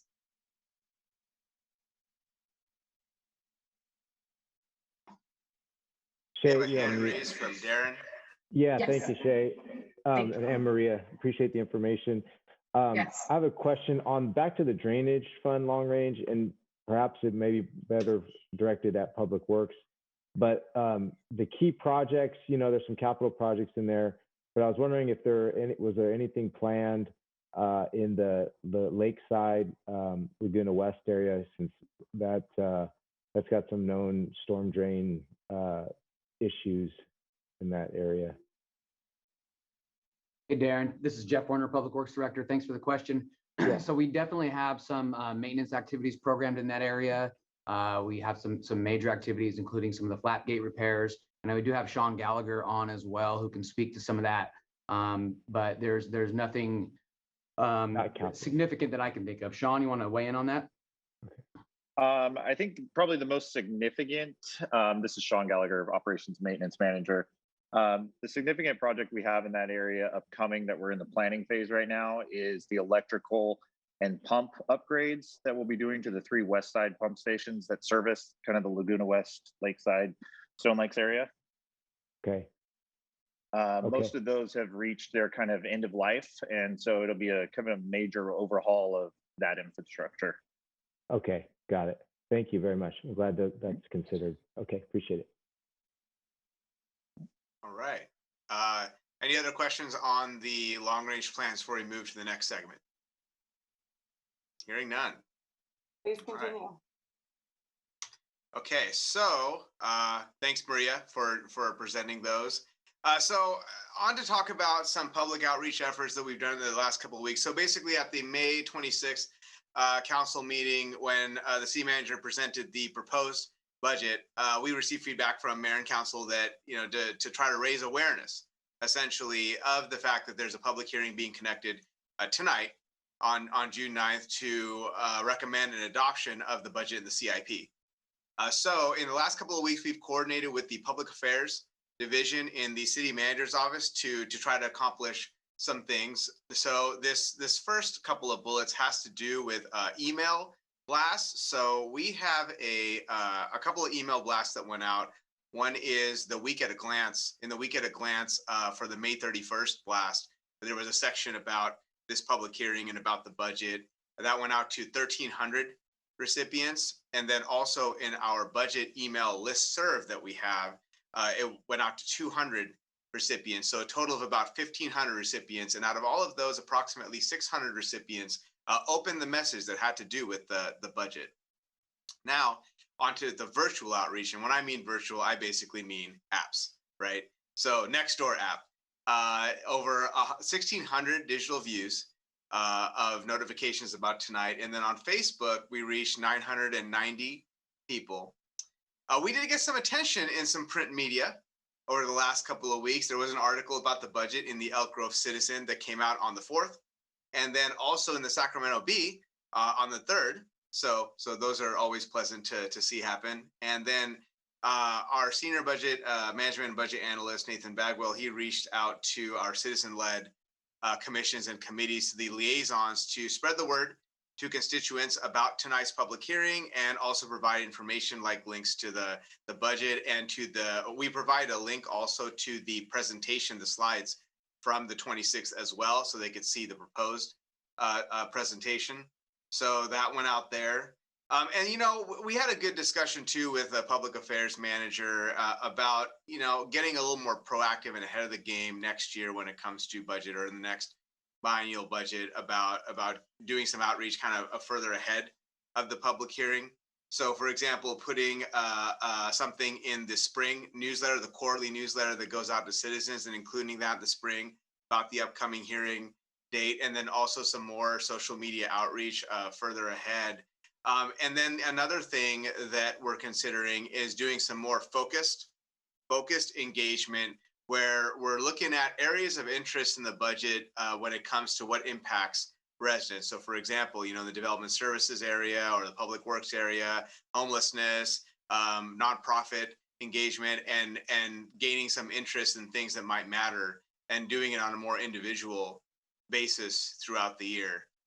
So those are some ideas that we're going to be partnering with the public affairs team on next fiscal year in prep for next year's public hearing. So I just wanted to provide our efforts for this public hearing in the last 2 weeks. All right, so going to move on to our last segment, which is the performance measure program. So the city has a performance measure program that supports the 4 strategic council goals. Staff reports results against their metrics on a quarterly and annual basis for the annual measures. In the current fiscal year, there are 61 citywide public interface measures, and 87% of those are projected to meet their target within 10%. So meeting is green, we consider within 10% yellow. So 87% will be within those 2 colors. And our recommendation to council tonight for the performance measures is to adopt the targets and measures for next fiscal year. There are a couple of changes being proposed. If I can get my slide to move. There we go. In the Public Works Department. So Operations and Maintenance Division, in the current fiscal year, O&M had brought the new asset management system online known as City Works. And so it's very equipped with tracking reporting capabilities when it comes to addressing issues with residents. So we're trying to replace the current measure for tracking the number of working days to resolve public works maintenance problems, and replace it with a new measure that does a better job of recording data for that. In the Capital Projects Division, the CIP division, there's 2 measures we're proposing changes for. One is the dollar value of the grants that we expect to receive next fiscal year. So this year's target was $7.5 million, and we're going down to $1 million. The decrease is due to the city pursuing a variety of grants this fiscal year, the current year. This typically on a 2 to 3 year grant cycle. That includes active transportation program grants, the SACOG regional funding round, this is Sacramento Area Council of Governments regional funding round, the highway safety improvement program as well. So for FY22, given the cyclical nature of these, the only grant that the Public Works has identified is the Community Development Block Grant Program, the CDBG program for the accessibility area and sidewalk infill. So secondly, the target for the number of bids we expect. So we're going down from 15 bids to 14 bids. And then the Facilities Division has a measure called, it's a percent of facilities tickets closed within 24 hours. That is being proposed to change from citywide to departmental. The reason for this is based on that the measure itself is outside the elements of control of the actual facility staff. Like there's tickets that get opened, for example, well in advance of a 24-hour period, and it takes way more than 24 hours to actually close them. So it's a valuable internal tracking measure. Of course, we're going to continue to do that. The facilities manager is going to continue to track it, but as far as it having a value as a citywide measure, the staff does not believe that it is a true employee performance metric. So, and then the last division is the transit division. So obviously with the annexation of the city's transit operations going to Sacramento Regional Transit District next month, we are recommending to remove those performance measures. So and we'll just look at the report card. Apologies, the report card for this year. So these are the 4 council goals listed, that are current council goals. And actually, we've updated the high performing and financial stable city government from high performing organization, which is what it used to be. So this just shows the percent of green, yellow, and red. So out of the 61 measures for this year, 80% aggregately green, 7% yellow, and 13% are expected to be red this fiscal year. That is an improvement over the prior year, where we only had 75% as green, and 8 as yellow, and 16% was red.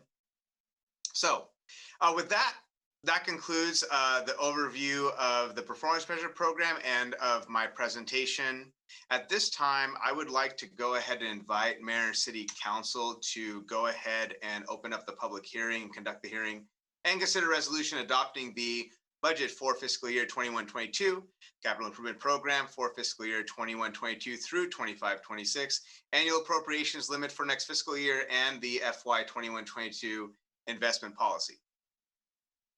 All right, thank you for that presentation, Shay and team. I will go ahead and declare the public hearing open and open the public comment opportunity. And for our attendees in the Zoom environment, this would be your opportunity to use the raise hand function in order to comment on the budget. Mayor, Vice Mayor, and council members, we did not receive any written comments in relation to item 9.1 for the annual budget.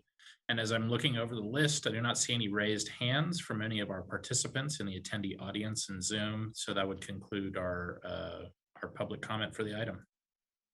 Thank you. I will go ahead and close the public comment opportunity and declare that the public hearing is now closed and open it up for council comments. We can start with Councilmember Huang.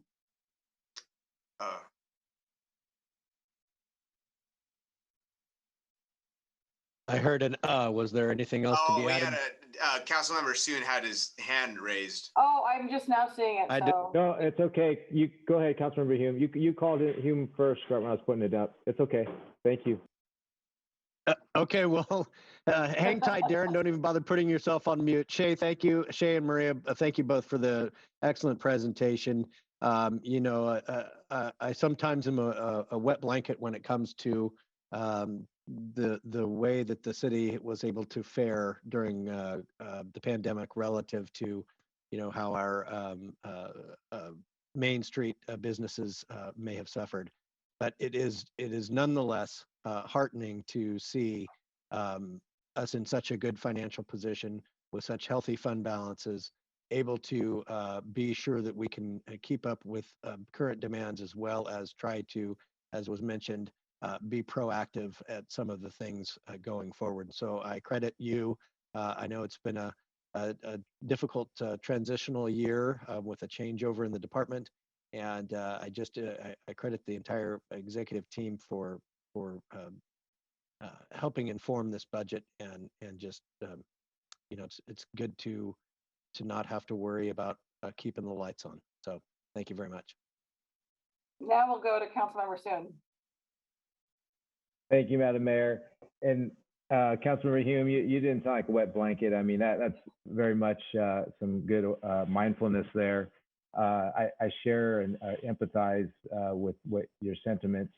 I would just add that, you know, I guess the good news is the city being able to be in a better shape will hopefully enable us to take care of those businesses that are hurting. So I take solace in that. I also want to say kudos to Shay and the executive team and all the staff. This is, when you look at this budget on a whole, the way the city has managed its funds, increasing reserves, increasing economic opportunity funds, the funding our pension obligations. And Shay, I just want to take a quick moment to highlight that. Are we still around 87% funded on those? According to the last actuarial, yes. Okay, great news. And the progress that we're making when you look at the CIP, Public Works, and the things that are coming, forward as you look ahead on what we're doing, I couldn't be happier, with the direction the city's going, and it's reflected here, I think, in the budget. Certainly, there's luck that plays into that in terms of, obviously the revenues and such. But, I think, given that opportunity, the staff, this council has managed these resources well.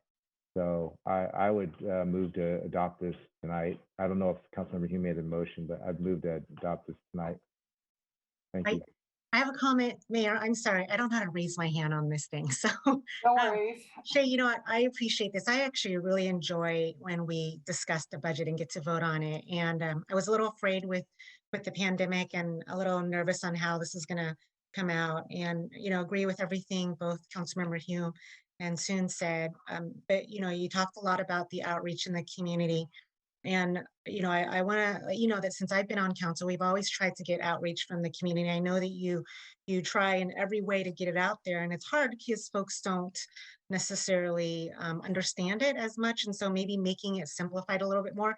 I always enjoy the YouTube videos that we put out there with the animated stuff, because I think that helps people understand it a little bit more as well too. But I feel like we do a really good job in getting this out there and getting the public to give comments. And the fact that we didn't receive anything written, nor even tonight anybody calling in, and I don't think I get anybody after we adopt these budget calling in to complain or make any comments afterwards. So I thank you, and I thank your team for really putting this presentation together and making it easy, at least for all of us to understand. And it really sets the tone for us to see what's going to happen in the next year to come. So thank you so much. And I second that. If Councilmember Soon made the motion, if Councilmember Hume didn't, I'll second that. We have a motion and a second. We'll continue on though with Councilmember Spies to provide any additional comments. Oops, hang on. I'm almost there. There. Okay, there we go. Oh, let me put my hand down. Hang on. All right.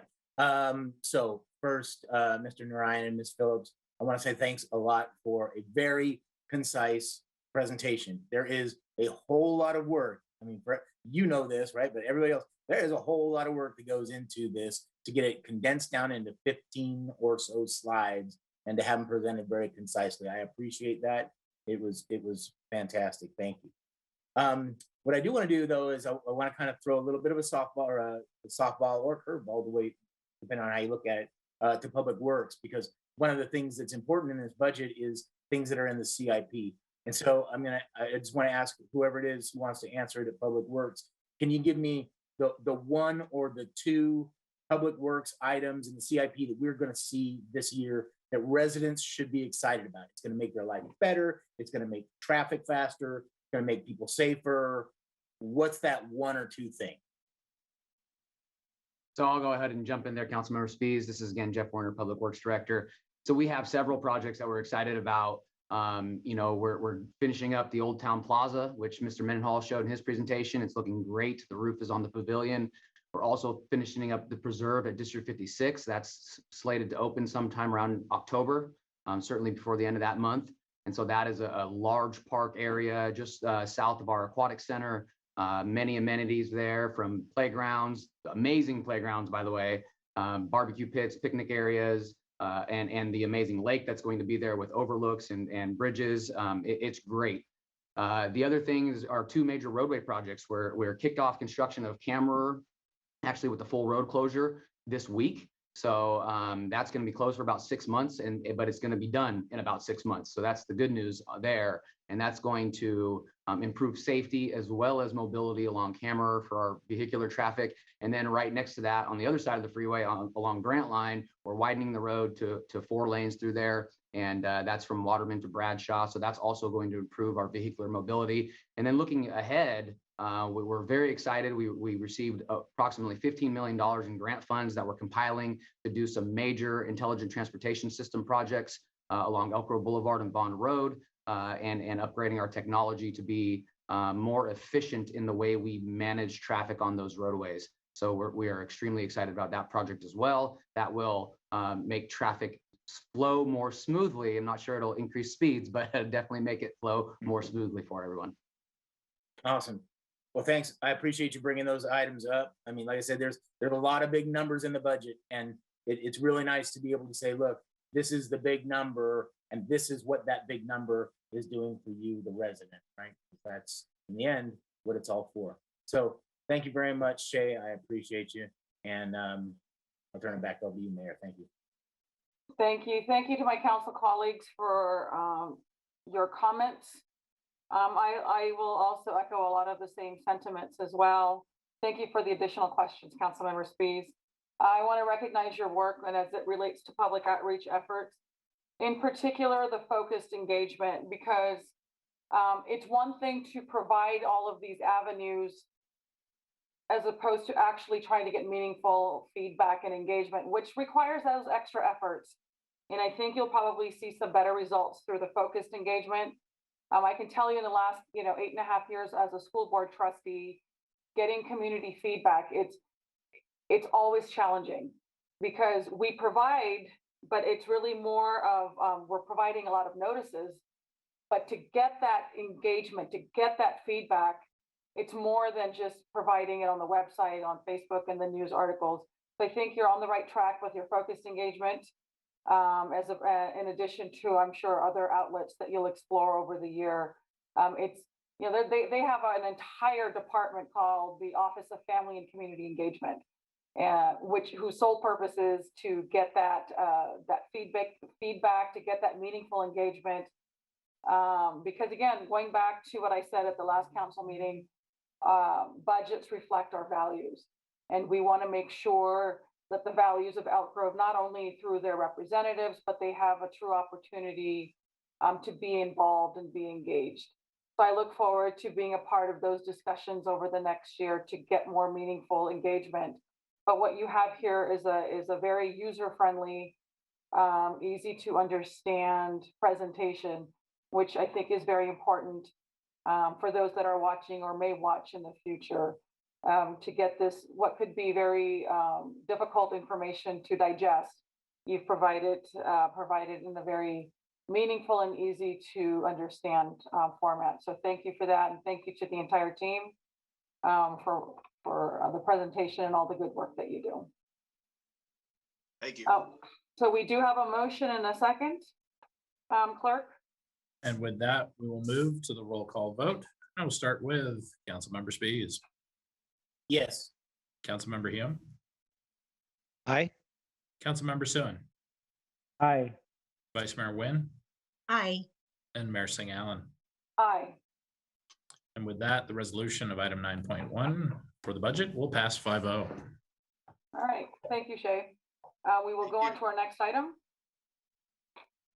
The next item will be item 9.2, which is actually 2 public hearings to consider the 67th annexation to Community Facilities District number 2006-1 for maintenance services and the 41st annexation to Stormwater Drainage Fee Zone 2. Jason, is my audio and video coming through okay? Audio and visual confirm. Please proceed. Excellent. Okay. Good evening, Madam Mayor, Vice Mayor, and council members. Renee Attar, Finance Analyst for the city here with another presentation for proposed annexations into the city's special tax districts. I know annexations were mentioned a few times this evening, but those annexations are different from these ones. These annexations are for new development projects into the applicable special tax district. So the city maintains 8 special tax districts Annexations into the appropriate districts are typically part of a new development project's approval process. The requirements are specific for each project and vary according to the geographic location and building use. The special taxes are subject to annual rate adjustments. Tonight, there is one development project that is being proposed for annexation into the following two special tax districts. The first is CFD 2006-1 for maintenance services throughout the city. And the second is for stormwater drainage fees zone 2, which is for stormwater drainage and runoff maintenance services. Both of these assessments will be levied in perpetuity. More specifically about this project, the proposed project for annexation is for the expansion of the Wilton Rancheria offices, which consists of one parcel of approximately 1 acre located southwest of Elk Grove Boulevard and Waterman Road. This parcel is not a part of the future casino site, which is owned by Wilton Rancheria, but held in a federal trust. And that concludes my presentation. I'm available for any questions. Thank you. All right, before we get to council questions, I will declare the public hearing for CFD 2006-1 open and open the public comment opportunity. And for both of our public hearings under item 9.2, there were no prior written comments, and we'll open up the floor for our attendees, but I am not seeing any raised hand functions. And so with that, that will conclude our public comment for 2006-1 for the CFD. All right, thank you. I'll declare the public comment opportunity officially closed and declare the public hearing CFD 2006-1 closed. And looking for a motion for A1. Motion A1. Second, Hume. Okay, we have a motion and a second. And that roll call vote will commence with Councilmember Spies. Aye. Councilmember Hume. Aye. Councilmember Suen. Aye. Vice Mayor Nguyen. Aye. And Mayor Singh Allen. Aye.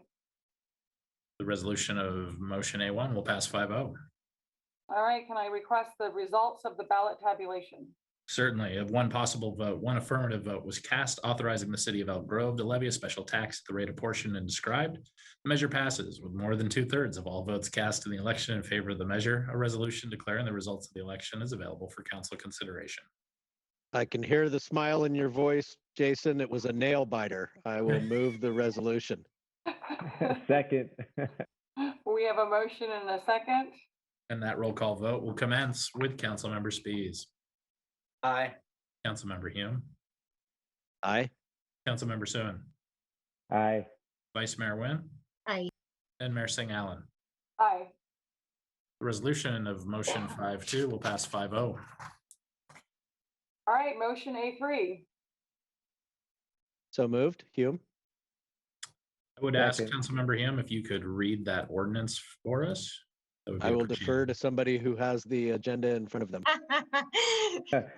I'll make the motion A3 to introduce and waive the full reading by substitution of title only, an ordinance levying and apportioning the special tax and territory annexed to Community Facilities District number 2006-1 Maintenance Services, Annexation number 67, and amending Elk Grove Municipal Code Section 3.19.010. I will second that. And thank you, Councilmember Suen. With that, a motion and a second for the ordinance of motion A3. I'll move to the roll call vote, starting with Councilmember Spies. Aye. Councilmember Hume. Aye. Councilmember Suen. Aye. Vice Mayor Nguyen. Aye. And Mayor Singh Allen.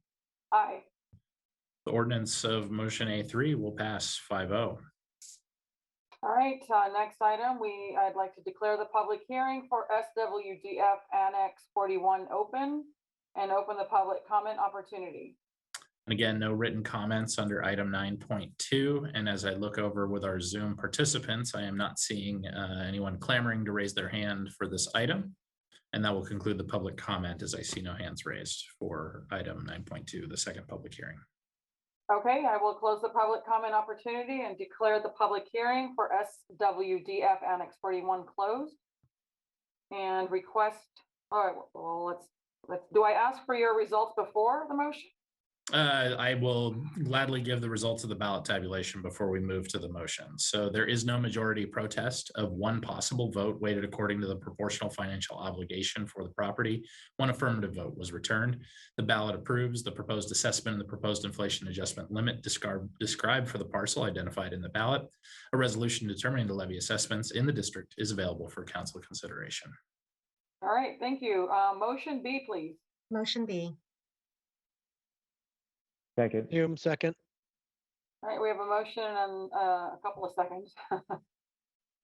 And with the seconds, we'll then move on to the roll call vote, starting with Councilmember Spies. Aye. Councilmember Hume. Aye. Councilmember Suen. Aye. Vice Mayor Nguyen. Aye. And Mayor Singh Allen. Aye. Resolution of motion B for item 9.2 will pass 5-0. All right, next item. We'll move us into section 10, our regular agenda action items and recommendations, starting with item 10.1, which is to consider a resolution establishing the Small Business Permit Assistance Program and authorizing the city manager to take all actions reasonably necessary to implement and administer the program. All right, welcome, Ms. Aguilar. Good evening, Mayor, Madam Mayor, Madam Vice Mayor, Council members. I'm Luis Aguilar, your Economic Development Specialist. Let me just pull up my screen and see if you're able to view it from the beginning. We can see the presentation. If you just want to move from the design mode to the slideshow, it'll be good. There we are. Please proceed. It took a while. Like I said, good evening. I'm Luis Aguilar, your Economic Development Specialist. The action in front of you tonight is to receive information and adopt the resolution establishing the Small Business Permit Assistance Program and authorizing the city manager to take all actions necessary to implement and administer the program. Before we get into that, I want to provide you with some background information. Some of you may recall that the city participated in the Sanitation District's sewer credit program for many years. This program encouraged economic development by providing sewer credits, essentially discounts to any new business connecting into the sewer system. The program was administered by the Economic Development Department, and there was really no cost to the city other than staff time to participate. This program did expire on December 31st, 2020, and was no longer available to Elk Grove businesses. In its 15 years, the sewer credit program benefited 190 Elk Grove businesses. These were mostly small personal care services, restaurants, small retail, small office, and it really provided some cost savings upfront for occupying commercial space. This resulted in $2.7 million in savings to the businesses, and it created an estimated 4,800 new jobs to the city. After the program expired, the city did receive a cash out of unused credits in the amount of $718,377. And that money was deposited into the city's Small Business Economic Incentive Fund. Staff believes it's important to continue to provide financial support to new and expanding small businesses seeking to occupy commercial space. And so we looked at some of the planning and building application data, and it's estimated that on average, $9,000 was spent for obtaining city planning approvals for new commercial projects, and around 2,000 for new tenant improvement projects. So tonight, staff is recommending a new targeted program that will help small businesses defray the cost of obtaining permits and also replace the sewer credit program. This new program supports the council goals to be a vibrant community and sustainable economy with diverse businesses and amenities, and to promote business attraction, retention, and expansion. And if this program is adopted tonight, it'll be added to our small business support platform. I'll just go over a few examples. We have a business assistant specialist, and that's me. We also have a partnership with the Small Business Development Center to provide free one-on-one business advising to any Elk Grove resident, entrepreneur, or small business needing assistance. We also help businesses with identifying potential sites for their project. We have some permit expediting assistance. Our building department has a program called TI Tuesday, where businesses can get over-the-counter plan review through appointments. We also have an online tool called Open Counter, where you can check the zoning and also see what permits are applicable to your project. In addition, the Development Impact Fee Deferral Program is is a very useful tool that we have that allows businesses to defray cost of building. And recently, in the last couple of years, council did adopt the Startup Outgrowth Incentive Program, and this is a new program targeting innovative startup companies. Now let's get into what this new program is all about. The new program will provide a grant up to $10,000 that could be applied towards the cost of obtaining permits from the city. And these permits would be necessary to occupy commercial space. So it's very targeted in that way.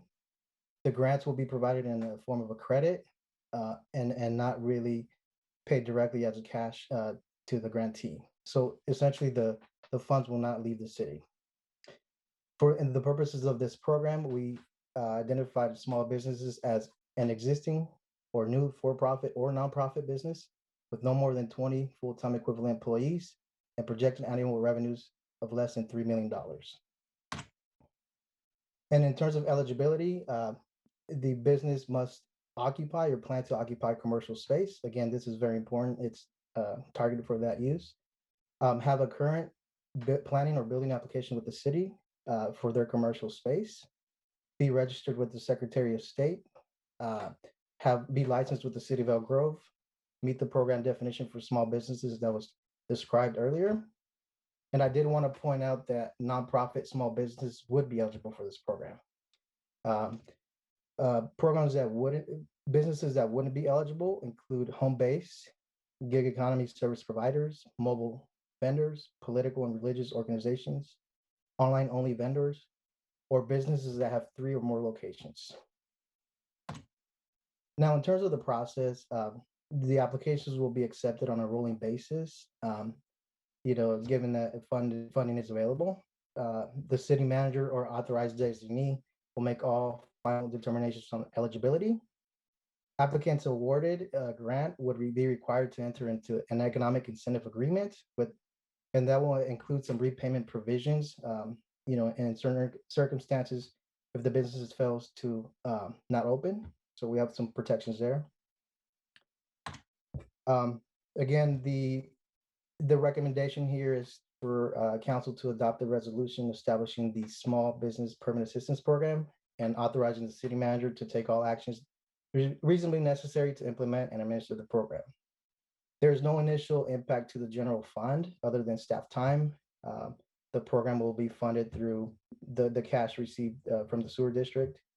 There is a proposed in the budget that you just adopted, there was $350,000 per year proposed for the next couple of years.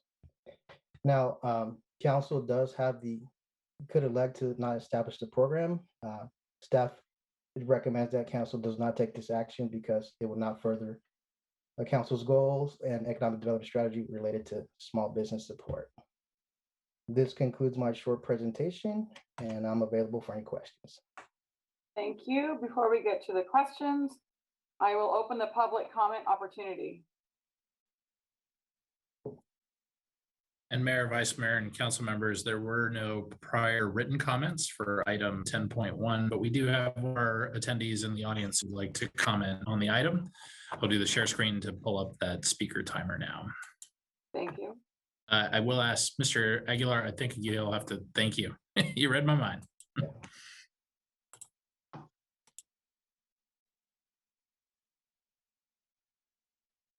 Angela Perry, you may go ahead. You have 3 minutes.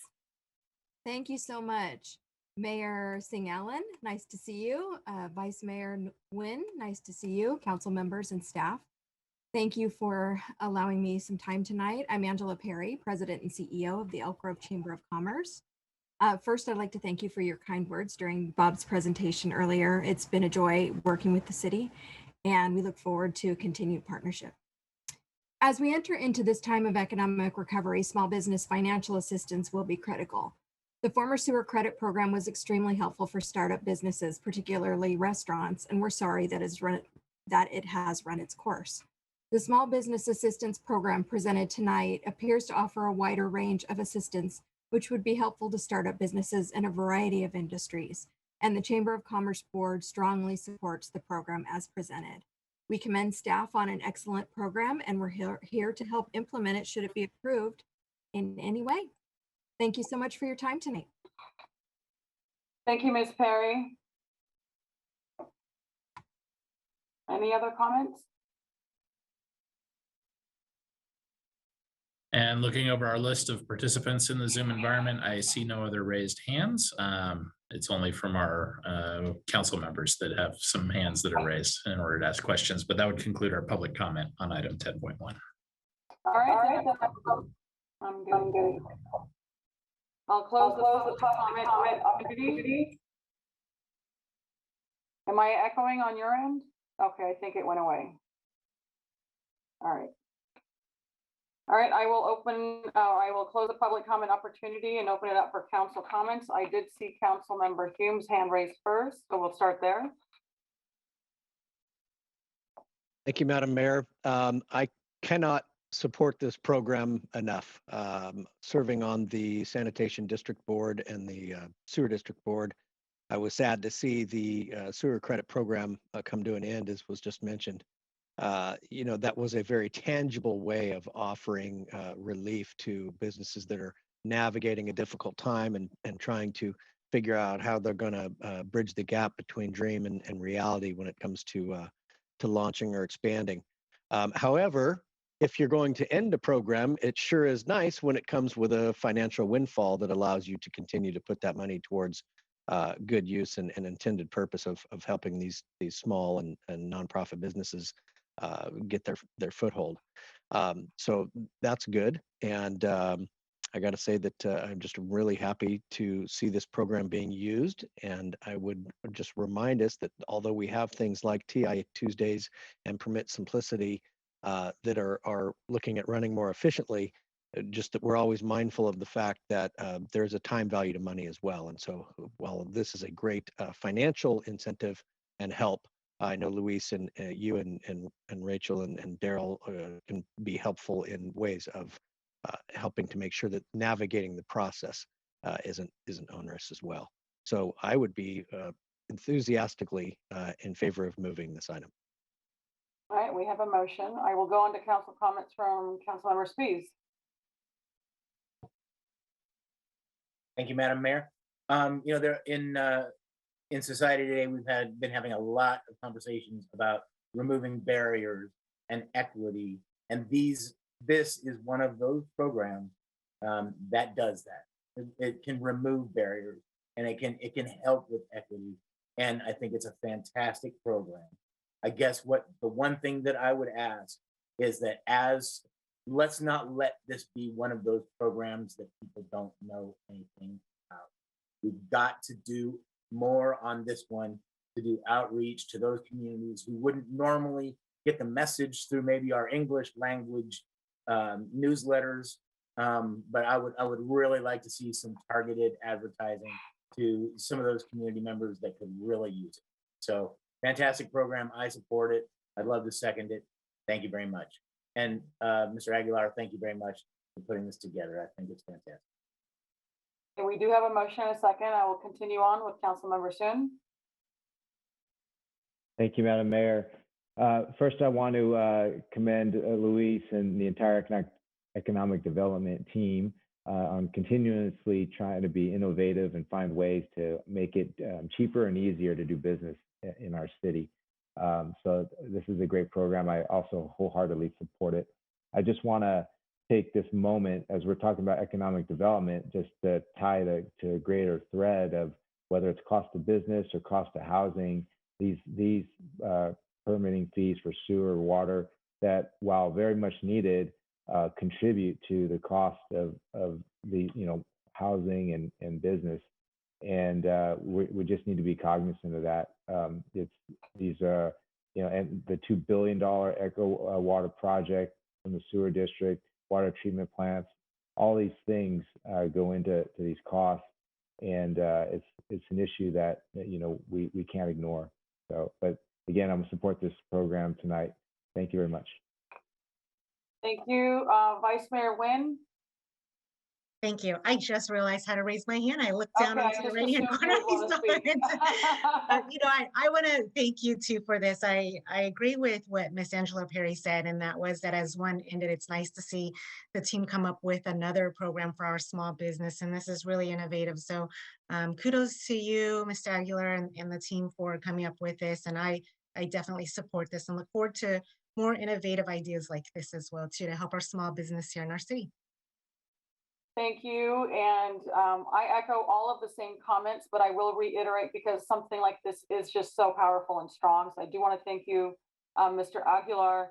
You know, small businesses are, of course, the backbone of local economies, and the more we can lift barriers to doing business in Elk Grove, I think that not only as a city, but as council members, we've accomplished those goals. So it is very important, as you've heard with all of our council colleagues, as well as our Chamber of Commerce.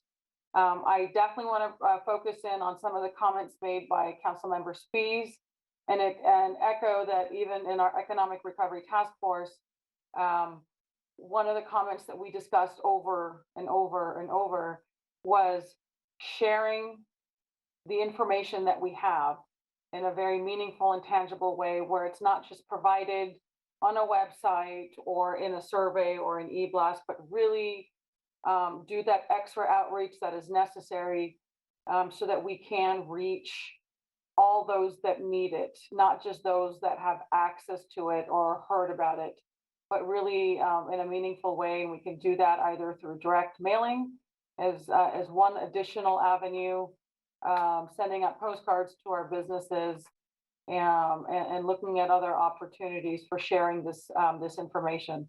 I think it is very important to continue in providing financial support to our new and expanding small businesses. I love the innovation of this program, and kudos to everyone for seeing this through. So I, of course, support this wholeheartedly. We do have a motion and a second on the floor, so we will move on to a roll call vote. Thank you, Mr. Aguilar, for your presentation. And to commence that roll call vote, I will be going to Councilmember Spies. Aye. Councilmember Huang. Aye. Councilmember Suen. Aye. Vice Mayor Nguyen. Aye. And Mayor Singh Allen. Aye. Resolution of item 10.1 will pass 5-0. Excellent. We will go on to our next item now. Next item will be item 10.2, which is consider a resolution establishing the Employee Volunteer Program. Good evening, Madam Mayor, members of the City Council, Jason Bierman, City Manager. I'm just going to do a brief introduction of this item and then turn it over to Daryl Doan. This is something that we started back in 2019. We organized a new employee committee we call EGCAN, which is the Elk Grove Community Action Network, and it's formed by various staff across the organization who are interested in kind of volunteer opportunities and giving back to the community and partnering with nonprofits throughout Elk Grove. So essentially the purpose of it was, again, to not only support local nonprofits, but partner with them in the activities that they're engaged in within Elk Grove. So that could include fundraising activities, city sponsoring teams to participate in things like the food drives, and Run for Hunger and Special Olympics, and you name it, all kinds of activities that take place. And also finding out what the needs of the nonprofits are within the community, encouraging our employees to take time out of their own schedules on the weekends, in the evenings, et cetera, to donate and dedicate their time to serving in that capacity, getting to know the people whom they serve on a daily basis in their regular job by mingling and associating and supporting that. Really, I think does a couple of things. Really, it brings our team together and our staff together and a lot of camaraderie, but also gets them to, again, really understand the needs within the community. So the reason Daryl Doan is on here this evening as our Economic Development Director is he was a member of one of the original members of this committee, and he volunteered to kind of take the lead on one of our subcommittees, which was exploring this policy of developing this kind of volunteer policy that he'll explain to you in more detail. But I wanted to just give you the highlights of kind of how we got to where we are now, and then kind of introduce Daryl and the work that the team's been doing. Carrie Whitlock serves as the overall chair of this team, and again, we have representatives from all the departments that serve on it as well. So Daryl, I'll turn it over to you to go through the details with council on this new program. Yeah, thanks, Jason. I will share my screen, hopefully successfully. Share. Yes, I will run the slideshow. Is that working, Jason? Audio and visuals good. Please proceed. All right. Thank you, Jason. So, yeah, as Jason said, I'm not wearing my Economic Development Director hat. Well, I never take that hat off. I have a hat on top of that hat, which is my involvement in the Elk Grove Community Assistance Network. So the item in front of you tonight and the recommendation is to receive information and adopt a resolution establishing the Employee Volunteer Program and authorizing the city manager to take all actions reasonably necessary to implement and administer the program. So Jason gave you a little bit of background. That's our logo. As Jason said, we were formed in 2019. I believe our official name is the Community Assistance Network. I erroneously put Action Network in the staff report, but so I think I've created an adverb with a verb and a noun. Yeah, as Jason said, we basically, the organization exists to organize and provide opportunities for city staff to participate in charitable or community benefit activities. We have a policy and procedures subcommittee that I chair, and which has prepared this program and policy for you tonight to consider. Our subcommittee members on that our subcommittee members are, again, myself, and then Alicia Tutt from Development Services and Carlos Duke from Public Works. So this is a pretty simple program, so I'm going to run through it quickly. Basically, what you're being asked to do is establish a new program. It would provide all cities with a bank of what's called volunteer time off hours. And those are hours that the employee can use to volunteer during normal work hours at eligible charitable and community benefit organizations whose work directly benefits Elk Grove. So the way this would work is that in January of each calendar year, each full-time employee would receive 8 volunteer time off hours. 3/4 and half-time employees would receive 6 and 4 VTOs respectively. Now, the VTO can be used by that employee to take time out of their normal workday with pay to go do volunteer work at a 501c3 charitable organization or a government organization or a community organization that is undertaking charitable or community benefit activities that directly benefit the city. So an example might be I take, with my supervisor's approval, I take 4 hours on a Friday and I go, fill food boxes at the food bank. That's an example of what we're talking about. I would use my VTO hours and I would still be paid my normally base hourly rate of pay, but instead of doing normal city work, I would be doing community work for the city. VTO hours cannot be carried over year to year. They cannot be cashed out. They can't be used as a substitute for any other type of leave, such as vacation or sick time. This is a very brief description of the program, but I think it's somewhat self-evident. The full program policies, procedures, and guidelines are attached to the resolution that is in front of you tonight. Just a little bit of additional background. I think what this program signals is that we recognize the value of our employees volunteering their time in the community, and we want to encourage that and create opportunities for them to do that, and that's what this does.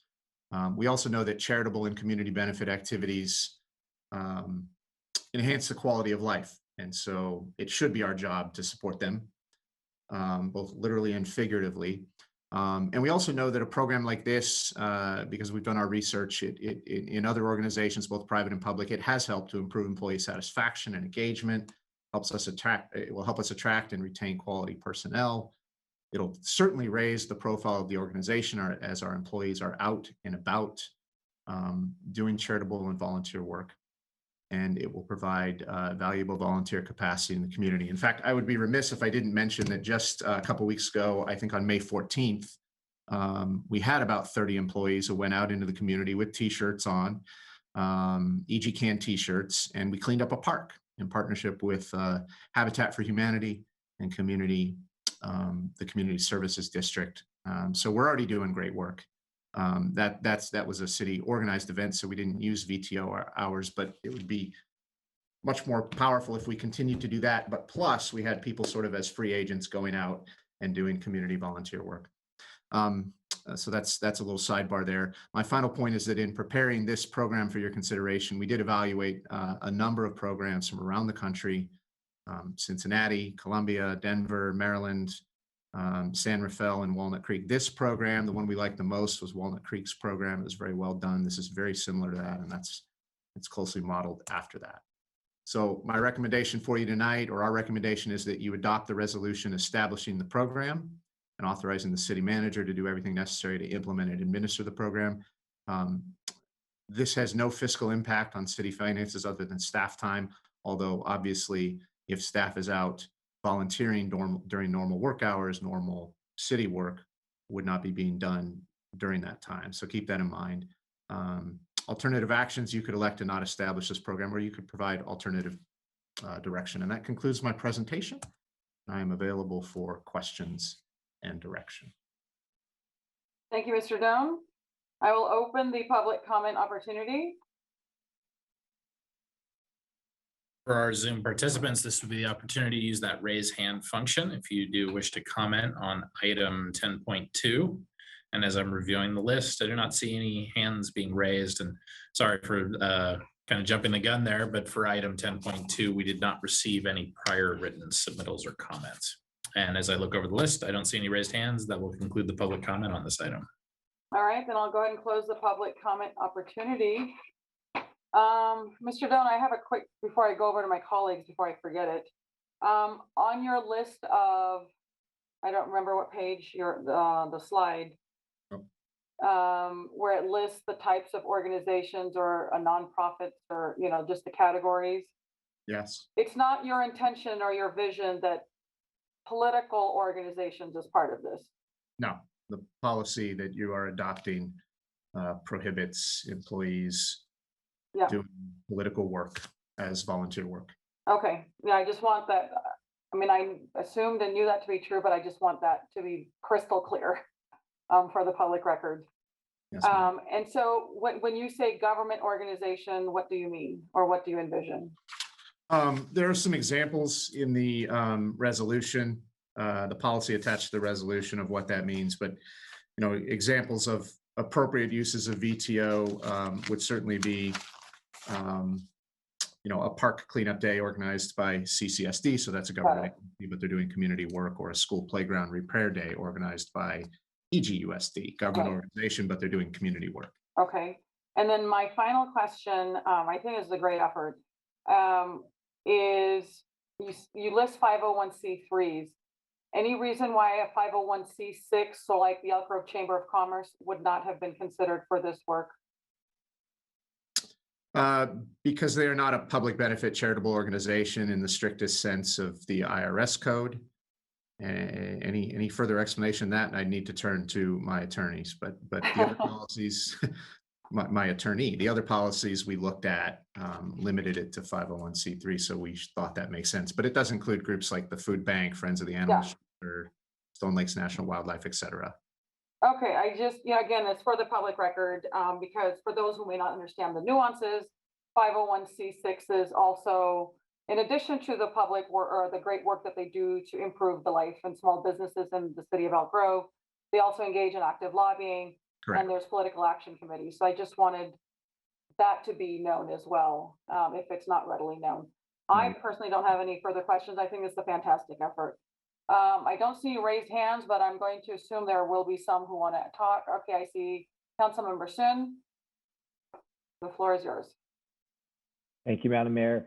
Daryl, thanks for the presentation and research into this. I support this program.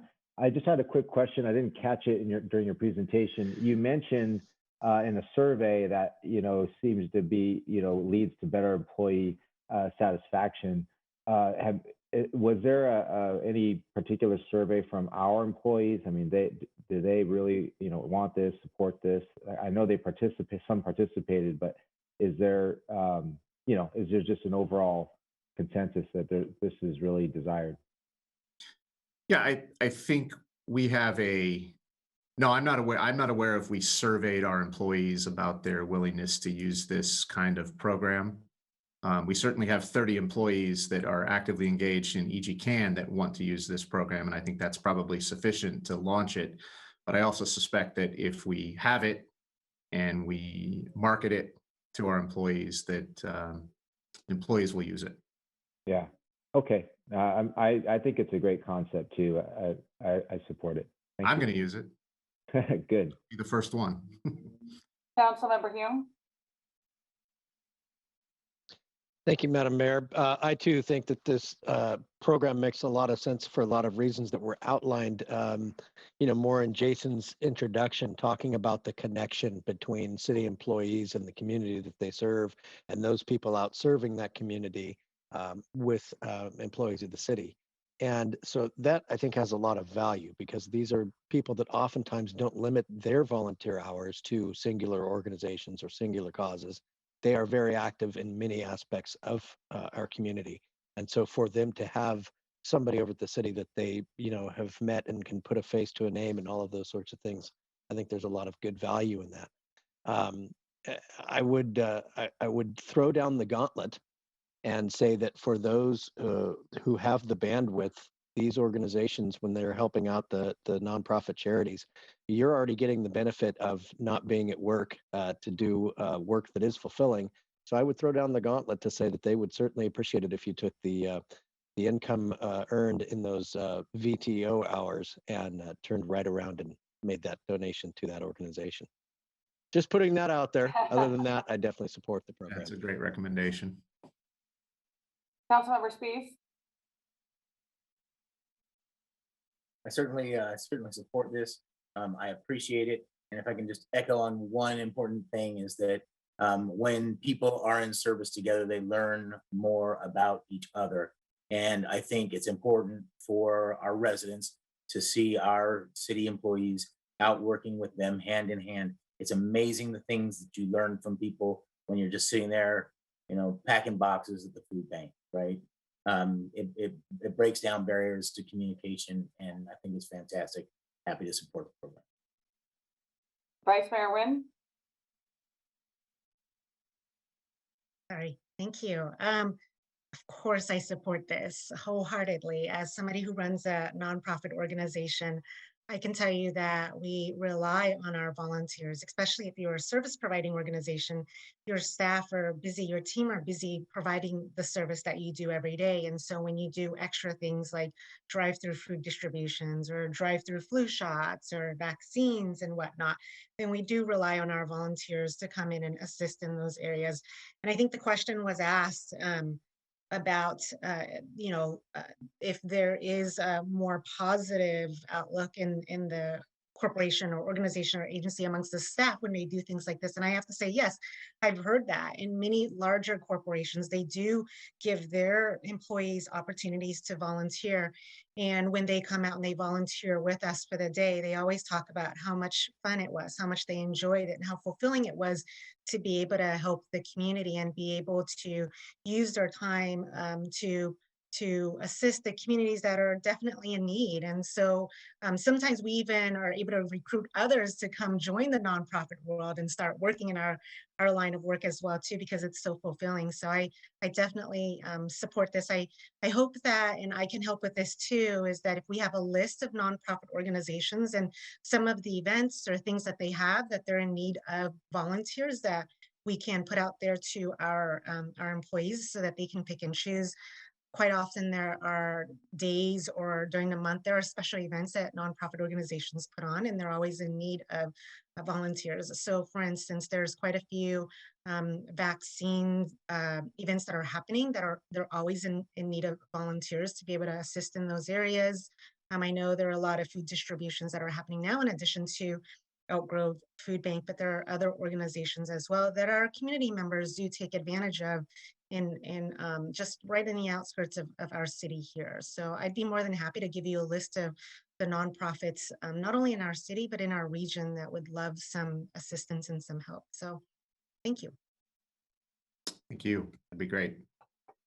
Thank you. You know, some of my most profound relationships were forged just volunteering with people I didn't know, but relationships developed during those hours, and that led to several weeks and months and years of getting to know them is just through service. You know, I support that the service above self mindset as other Rotarians. It's the tagline there. This is a tremendous way to build those bridges and get to see each other and learn more about each other and our shared humanity. There's so many things that divide us or potentially divide us in the world.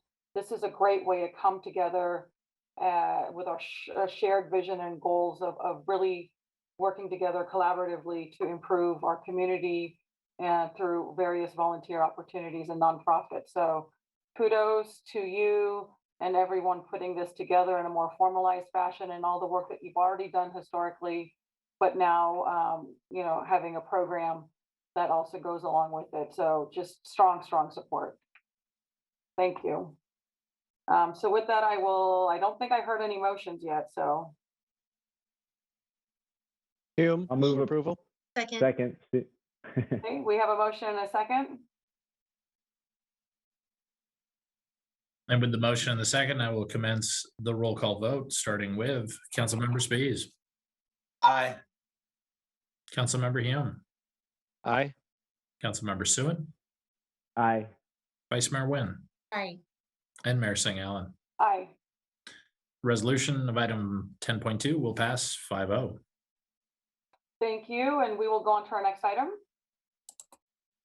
The next item is item 10.3, which is to receive information and consider an ordinance repealing and replacing chapter 9.10 of the Elk Grove Municipal Code related to laundry and shopping carts.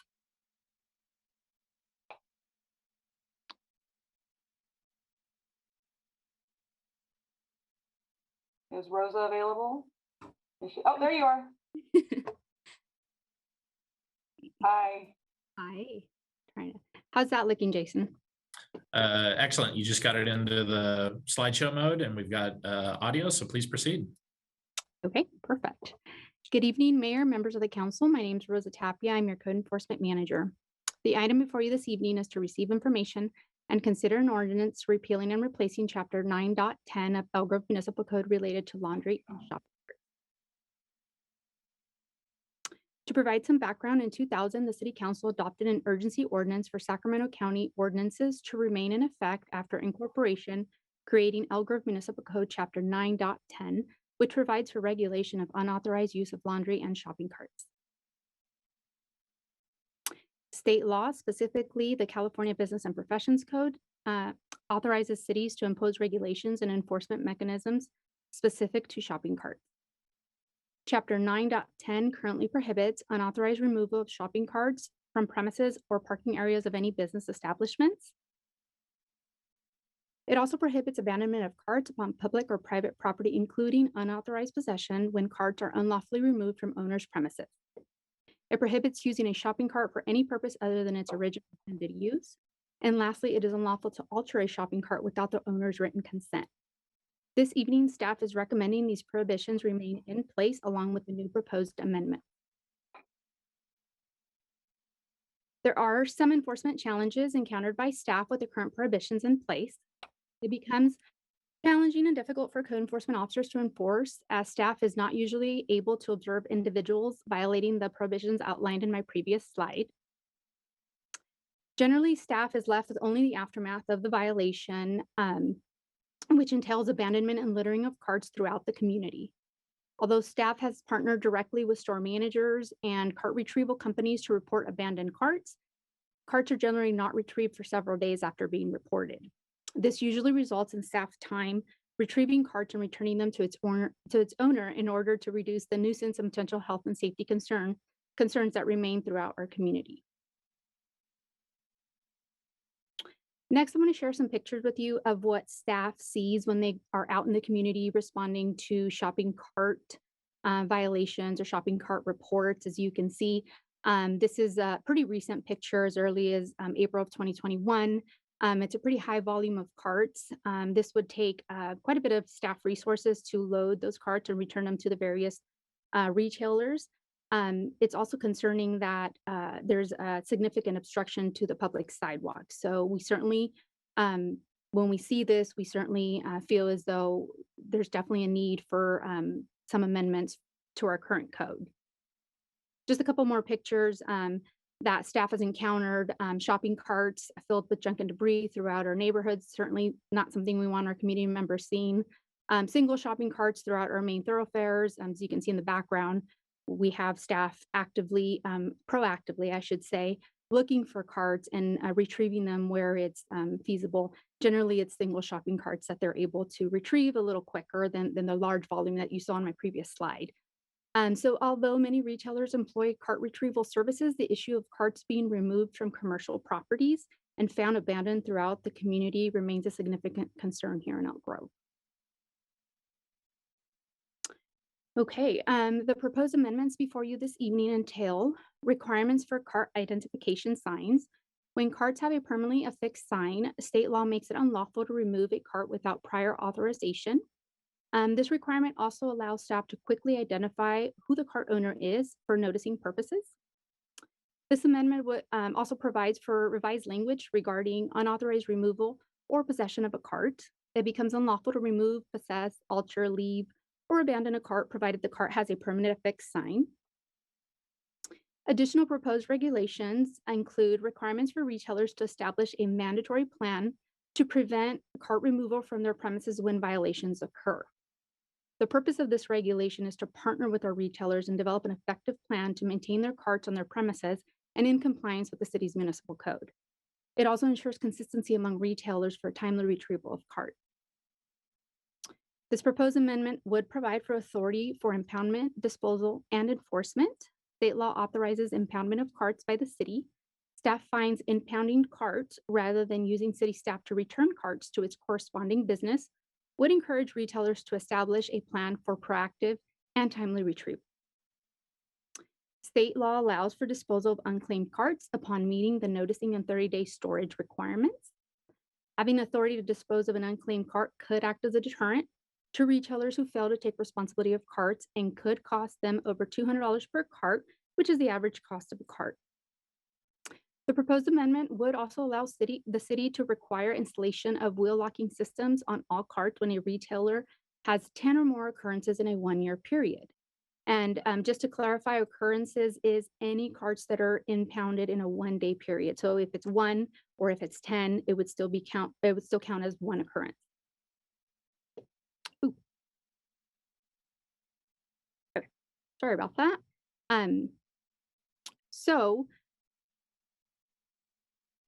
Lastly, this proposed amendment would provide the ability to impose additional fines against retailers with repeat violations. State law provides that a city may impose $50 fine to retailers who fail to retrieve impounded carts after a third occurrence within a 6-month period. Additionally, pursuant to the Elk Grove Municipal Code, Chapter 1.12, staff can also use administrative citation, the administrative citation fine structure and process in place as another enforcement avenue for violations of these provisions. Now, I do want to make sure that I let the council know that just like any other municipal code that code enforcement enforces, we would very much be education first, partnering with our retailers and ensuring that they have a good grasp of the new regulations in place if it is your wish to adopt them tonight, and only have these enforcement avenues should someone not respond to our notices or just not be interested in partnering with our code enforcement staff to ensure that they have a good understanding of the regulations in place. Also want to let the council know that when staff identified a need for amendments to our shopping cart ordinance, there was some outreach that staff performed. Staff identified over 50 retailers offering carts to customers within the city. In early February of 2021, a letter accompanied by a survey was mailed to all the 50 identified retailers, in addition to the California Grocers Association. Unfortunately, outreach feedback was minimal. About half of retailers did not respond to the outreach. The feedback that was received allowed staff to identify that approximately half of those retailers that were contacted contract with the same retrieval company. Now, those that do contract with the same retrieval company are those retailer or shopping cart that we don't see littered throughout our community. So they do have an effective plan, but about half of our retailers don't have an effective plan. Therefore, survey findings, along with staff's continued observance of cart violations, it reinforces adopting an enforcement mechanism specific to owners of laundry and shopping carts. So tonight, staff's recommendation is that the City Council repeal and replace Chapter 9.10 and adopt the new proposed amendments as they relate to laundry and shopping carts. And with that, I'm available for questions. Thank you for your presentation. I will open the public comment opportunity. And for our participants in the Zoom environment, this would be that opportunity to use the raise hand function for item 10.3. Mayor, Vice Mayor, and council members, there was one written comment that was actually circulated later this evening. It was received via email on item 10.3, but that was the one written comment received in relation to the item. And as I look over our list of attendees in the Zoom environment, I do not see any raised hand functions. So that'll conclude the public comment on item 10.3. All right, then I will close the public comment opportunity. Mr. Lindgren, was the written comment in support or in opposition?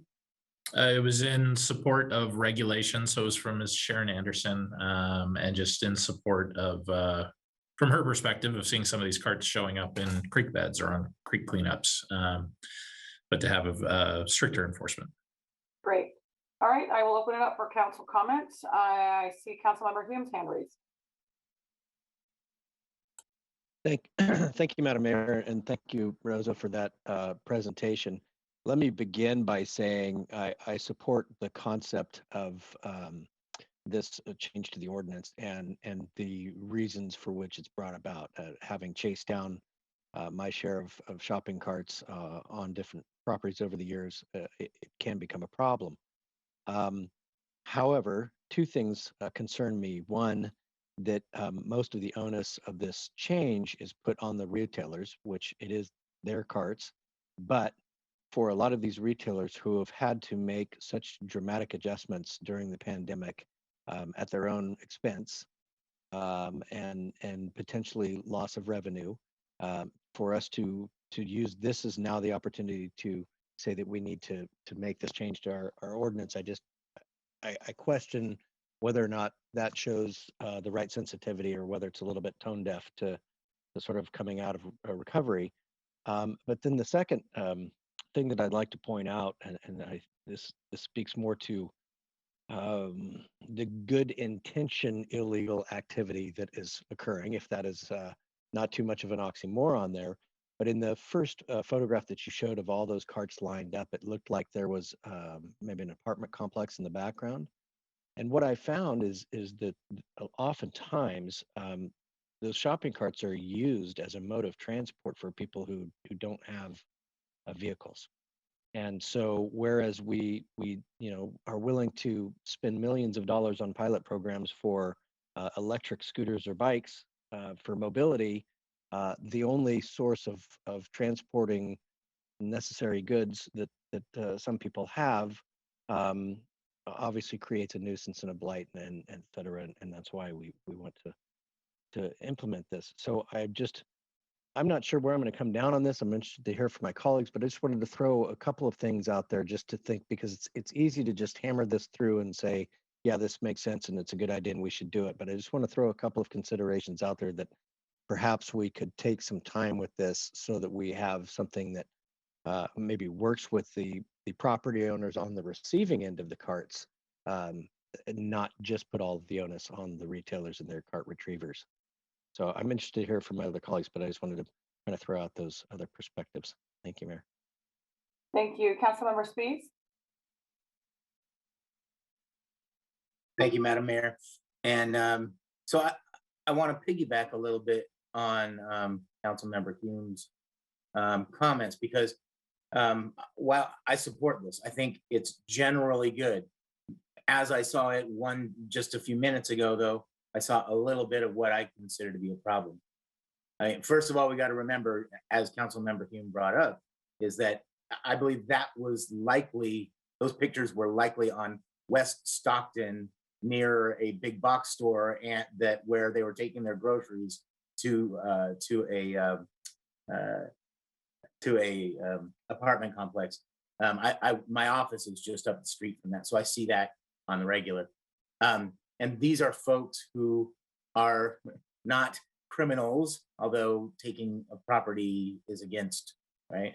But these are folks who are likely don't have a vehicle, or maybe their spouse has a vehicle, but they're away for the day, right? So we got to be sensitive to the fact that these are folks who may not have the ability to buy a vehicle like everyone else. So we got to be sensitive to that.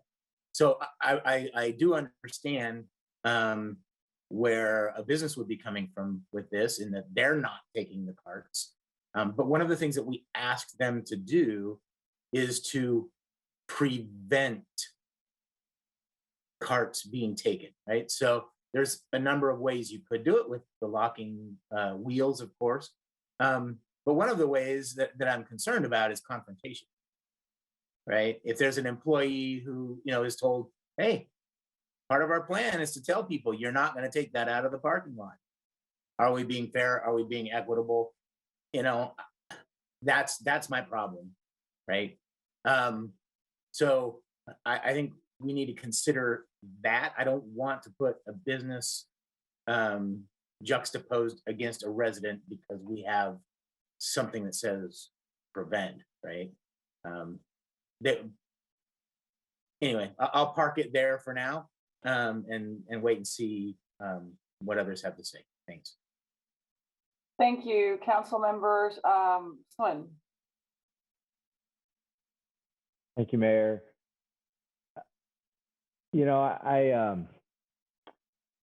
I don't think there's any good time to implement something like this. I empathize with what Councilmember Huang mentioned, but it's it continues to be a worsening. It's a continuous problem, and it seems to continue to grow. And so I think as a city, we have to do something about it. So this is one of those, difficult decisions, but in terms of the timing. And so I guess I would be okay if we wanted to delay it for 6 months. Rosa, and by the way, Rosa, thank you very much for your presentation. It was very informative as well. Rosa mentioned an educational period, and perhaps that a 6-month time frame would give it some time for continual recovery and allow us to enforce this ordinance, or implement this ordinance. Thank you. Vice Mayor Nguyen. Thank you. So, Rosa or Ms. Tapia, did you say that there were no opposition, right? There was the outreach that was done. There wasn't any opposition on this. There was no opposition received from the outreach that was performed. The letter accompanied with the survey that was sent to all of the retailers. If I may mention, staff's first approach is not going to be enforcement. Although those options are there, we're very much educational. And so we always try or strive to provide that notice and opportunity to correct. So even though if you guys choose to adopt this evening, even though we would have the option to impound, we certainly could to eliminate that nuisance or that safety concern. But we would reach out to the retailers numerous times prior to disposing of a cart or prior to fining someone. That would be our ultimate last option. And in addition to the other concern that was expressed by the other council members regarding the location of high volume of carts that I demonstrated in one of the photographs, we are going to be partnering with our public housing manager to provide, to connect with those community members at that local nearby apartment complex, I should say, to see if we can partner with their management to provide collapsible carts for the transport of their goods. So there are other thoughts and options in the works to ensure that we also consider our community members with this ordinance. Yeah, and I was going to say, do you know if majority of those are because folks are taking them to transport their groceries from the supermarket to their location, to their home, because they can't, or because I mean, I've seen kids just using them as roller coaster rides, right? Like I've seen them take it from the shopping cart and just running them up and down and racing them. I've seen that, right? And I agree with you that if there are members of the community who don't have transportation where they can take it to their home and they need a means to be able to transport them, there are those collapsible shopping carts that are foldable and they're less than $50. I wonder if maybe we can look at giving some funding or purchasing some from the city and giving them to these locations that constantly have shopping carts that are missing from their area. And if it is a few, that maybe it really is because these individuals are using them as transporting of their groceries, that maybe we can offer it to them. And if they see any of their customers using that for that reason, that they offer those instead. Because I think the locking mechanism would be great once it locks up when it leaves the premises, you know, and they come back in and they say, how are they going to be able to transport all their groceries home? Offering this cart to them would be an option as well. I do think, and I don't feel like we should wait another 6 months. I do think that having options like these collapsible shopping carts and making them available would be a good use of what we're trying to solve here. I think within the next 6 months here, it might, you know, it might take a little bit. You'll come up with other issues that'll happen. I think if we can catch it now and find solutions for it rather than take another 6 months to try to figure this out, I think giving the options of those collapsible shopping carts would be good, or even wagons. I think that they can also offer as well too. I looked it up just now on Amazon. They're pretty inexpensive. If we can't do it, I'd be more than happy to find a sponsor that'd be able to give us some funding to give this to our community. There's also community-based organizations like you talked about that have funding for things just like this. And so I think working with our community-based organization is another option as well too. Absolutely. And like I mentioned, we are working with our public housing manager, Sarah Bontrager, and she has stated that she is able to provide carts to that specific apartment complex. We are in communication with that apartment complex manager to determine the need there. To answer your question as to, do I feel that most of those carts are from those individuals residing in that apartment complex? I think that there's a mix. I think there is individuals taking the carts to transport their goods, but I also think that individuals are taking them off the premises and, like you said, just you know, going on a story ride, for example, or whatever. Yeah, so I think that there's a mix of why those carts end up off of the retailer's premises. Thank you. So, you know, I'm a firm believer in data-driven decision-making. I'll get to you. I just saw Councilmember Spies and Hume. I'll just ask a few questions, then I'll come back to you both. Did you get feedback? I know that you did a lot of outreach, but did you get feedback specifically from the California Grocers Association? I did not. I only received feedback from one part retrieval company that provided a list of all of the businesses that they do cart retrieval for, which ended up being roughly half of the retailers that we identified within the city. That was the only outreach that was received. And when you did the outreach with the California Grocers Association, was a draft resolution, or what was the outreach? What did that include? It included a letter explaining to the retailer what our purpose was, what we were looking to do. We were also inquiring about their cart retrieval practices, what they do to retrieve, to just try to understand what is it that they're, what plan do they currently have in place to retrieve their carts and to ensure that they remain on their premises. We provided information for tonight's meeting and invited them to participate in the discussion. But like I mentioned, there was minimal feedback received. Okay, and then I saw in the staff report that something similar is implemented in other cities. What kind of feedback can you provide specifically of what that looks like. Feedback as to the enforcement portion of it, or?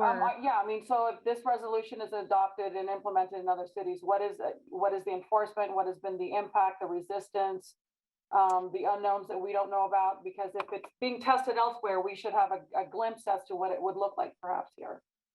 Sure. That information, to be frank with you, I did not receive. I know that the ordinances in other jurisdictions have been in place for many, many years. When I looked up Rancho Cordova, Sturgis Heights, City of Sacramento, they've been in place for a long time. Now, with the different duties of the code enforcement divisions, I'm not sure how active they are in their communities. Again, that information I did not obtain from them.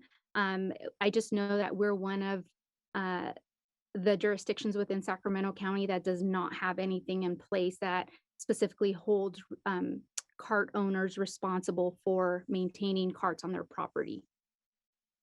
Okay, so I mean, I'm hearing different comments from my colleagues here. I support the concept of educating the retailers as the first, point A before being heavy-handed. I appreciate the comments that Mr. Huang made as it relates to economic recovery and COVID. Do we have repeat offender sites? Like we're talking about some apartment complex and others. Is this really localized to certain areas, or is this more widespread? It is localized to certain areas, and what my plan would be moving forward is to move forward with that heavy education first approach, especially in those areas that we saw such a large concentration of shopping carts. I want to be sure that I connect directly with every manager on duty, with the different big box stores that I know have more of a hard time keeping their carts on their premises, and provide perhaps information that, for a cart retailer or cart retrieval company that a different retailer is using that I know is effective. And so that is my plan moving forward. I want to make sure that I educate and outreach and really just partner with them to ensure that they have a good grasp of this is what we need you to do to ensure your carts are kept on your premises. And I do have to say that that photograph was from April earlier this year. I drove by that same location today, and my officer who patrols that area has been on vacation for about 10 days now, and I did not see a shopping cart there. So just the outreach and partnership we've already done has been effective. I think that needs to continue, certainly, and that it would be something that I pass on to my staff to ensure that they educate and really just communicate and do what we can to partner with them before any type of enforcement. We would impound carts to ensure that nuisance and that public safety concern doesn't remain, but that doesn't mean that we would right off the bat fine them. I would want to make sure that I have a lengthy conversation as to what we need them to do to ensure that they comply. So have you considered maybe like a working group of sort of the frequent flyers, if you will, that are and coming up with a shared strategy, as opposed to government saying you must do this? Sure, absolutely. If this item is adopted tonight, my plan is to get with the retailers that we have most problems with and partner with them and let them know what other retailers are doing that we generally don't see a problem with. And so absolutely, that's part of the education and the outreach that I believe is really important for those retailers that are having trouble with their carts. So my thought is a working group prior to an adopted resolution to come up with sort of a shared policy, if you will, that you've, since we haven't gotten the feedback that we are looking for, and I'm really interested in what the Grocers Association have to say, rather than just pass something tonight, I would be in favor of waiting until the next council meeting. So it gives you a month to have those conversations with those retailers at the onset, and having that dialogue. That educational component is important. I know that's something that you would be doing at the onset anyways, but I just don't want to come down so hard right now, given the economic climate that we're still in. Although we are hopefully on the flip side, as we are getting ready to reopen California and our communities, I'm still very mindful and sensitive to hitting businesses anymore, because communities, residents choose to, take those carts out for whatever reasons. And we don't know, we know some are need-based perhaps, and some are recreational or whatever. But having that additional data would be helpful. So personally, I'm torn. I understand even, Ms. Anderson's comments. She's on the front lines doing those neighborhood cleanups. And so she is seeing this firsthand on a regular basis. I'm very mindful of those. And of course, keeping Elk beautiful and vibrant is very important, but also undue harm concerns me. So I'm just looking for more to feel really comfortable about the decision of having some of those conversations first. I know that you've tried with the outreach, but since this isn't time sensitive, I personally would be in favor of at least waiting till the next council meeting to give you time for at least the frequent flyers and the California Grocers Association, which is important to get their feedback. Because they're often tracking resolutions that, statewide. And and you mentioned you didn't get the data from other cities because that wasn't part of the analysis that you provided for us. I would be really interested to see what that looks like from other cities, not only in our area, but elsewhere as well, to really see the true impact, not just of enforcing something, but what have been some of the pitfalls and the downside? Who are we harming? I would like to see that data as well. So that's where I'm at right now. I'm not personally ready to move forward, although if my colleagues move forward with that, I will be voting no for tonight anyways, but not necessarily as it comes back. Councilmember Hume. Well, I guess I'm already off mute. Thank you, Mayor. And first of all, I want to appreciate all of the comments from my colleagues. When you read this on paper and you start to play the what if game in your head, and you come up with different things. Rosa, I want to give you really the respect that you deserve because you anticipated these concerns and already have been thinking of ideas and ways in which to mitigate them. And speaking of mitigate, that's what this comes down to is it kind of goes back to that old, broken windows theory with respect to community quality of life. And that this is symptomatic of a larger decline if it's left unchecked.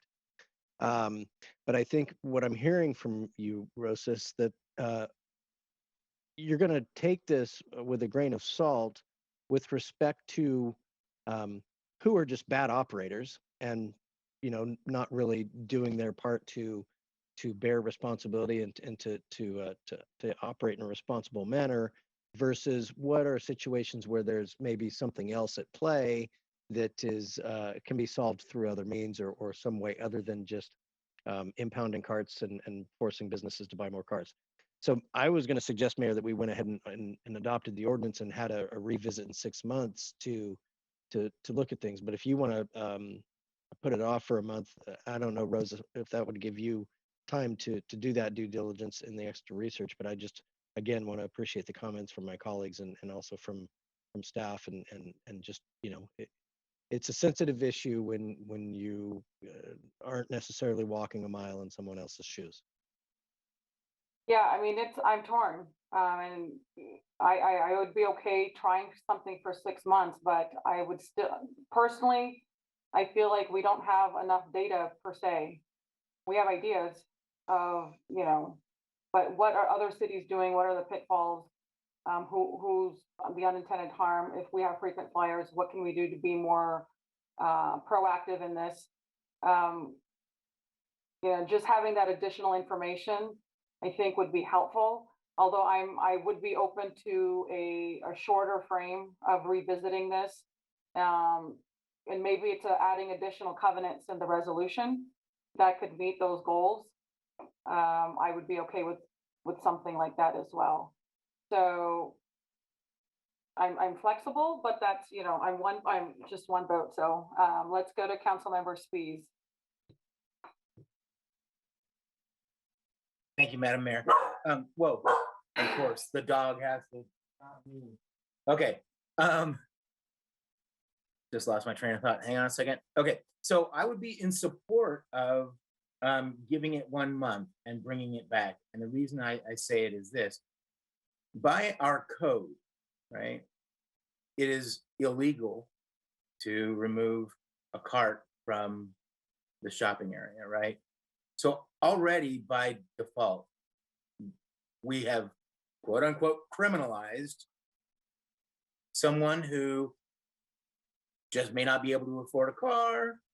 Maybe the car is gone for the day, whatever, right? We've criminalized that. And I have a picture in my mind of who those folks would be. It could be very well a mother with a child, right? Whose husband is away for the day, or spouse is away for the day and just needs to pick up groceries, right? So I'm concerned about that when you juxtapose that against that we're telling a business that they must have a cart removal or cart removal prevention program, right? We're telling them that you must take an action on this, right? And again, with great reverence to their situation and the fact that we call it by definition a theft, right? We already have thefts that are happening at the doors of their store that we're not even willing to enforce, right? So what I don't want to do is put the business and that resident, right? The resident, I don't want to put them at odds with each other. Absolutely, I want the carts picked up, no doubt. So I guess to shorten it all up, I'd like to see it come back in a month. I'd like to see us be mindful about the words that we're saying. I think there should be a retrieval program, no doubt. Prevention kind of puts us at odds, right? Because I don't think anybody wants to, to roll up on a young mother who's just taking groceries home to their kids, right? Nobody wants that. So anyway, I'll leave it there. I would be in favor of postponing it for a month. Ms. Tapia, thank you very much. This is one of those problems that irritates the living heck out of me because I see carts piled up on Sheldon Road. I see carts piled up on West Stockton. I see carts in ditches and drainage canals. It's not good. We've got to get these things picked up. So thank you very much. Vice Mayor Witten.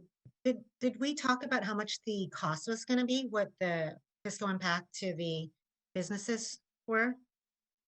What I don't know what the fee is. We're talking about this cost that they're all going to incur if we put this in place. I don't know what it costs them to pick up their carts.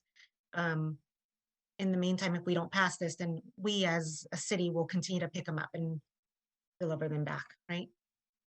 So what's the cost to the businesses? So the cost for a cart retrieval company, I don't have that cost, but the cost for us impounding them, there is no cost. The state law allows for 3 or more occurrences. If they're retrieved by before the 30 days, then there's no cost. We're just basically removing that nuisance and that public safety concern that is posed when carts are left unattended and littered throughout the community. And so there's no cost there.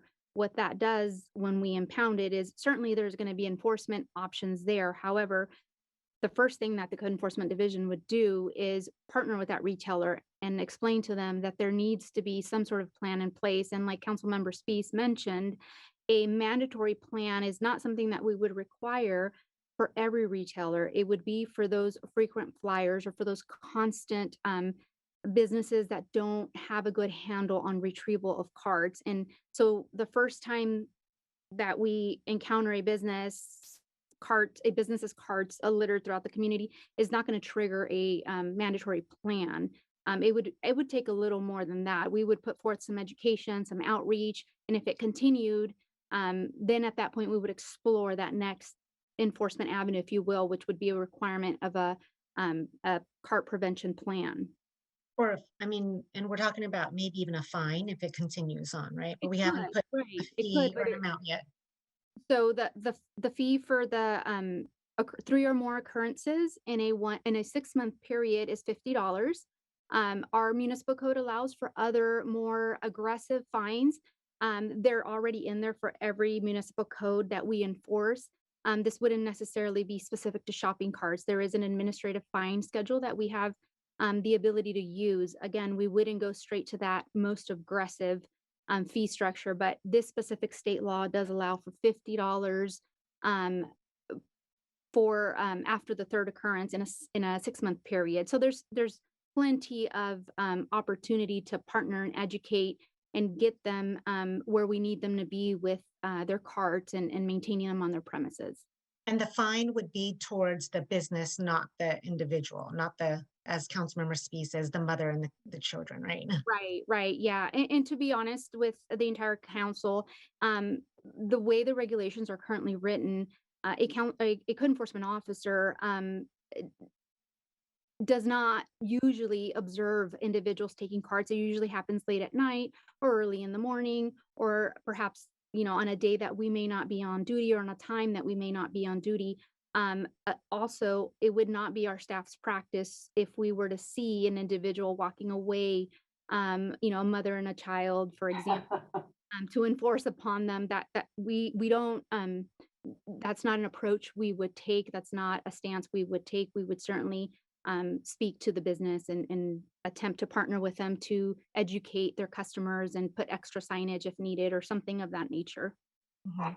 I would like to think that if any code enforcement officer saw a mother pushing a cart full of groceries, they wouldn't stop them and fine them or ask them to take everything out and put it back. If anything, I think that our code enforcement officer would probably give them some assistance and help them and provide them with resources so that they don't have to take the cart and remove it from the premises, right? And as Ms. Tapia was saying, most of the times they're finding these carts either early in the morning or late at night. I don't know any other supermarkets that are open early in the morning other than Rayleigh's in Bel Air, which opens at 6 o'clock in the morning, or late at night, which is I think the Walmart, right? The grocery Walmart, that one is open late at night. But I would be in support of Councilmember Hume's idea of moving this forward and taking a look at it in 6 months. I think a $50 fine fee or whatnot is very reasonable. I think this gives us an opportunity to get started on it. And as Ms. Tapia said, there's a lot of education prior to even saying you're going to be fined if you don't do this, right? We have to make sure our city continues to keep an image that we want to see. I hate driving down boulevards and streets and seeing these shopping carts or seeing kids pushing. I just saw one last week where there was these 2 teenagers and one was in them and they were using them as roller coaster rides, right?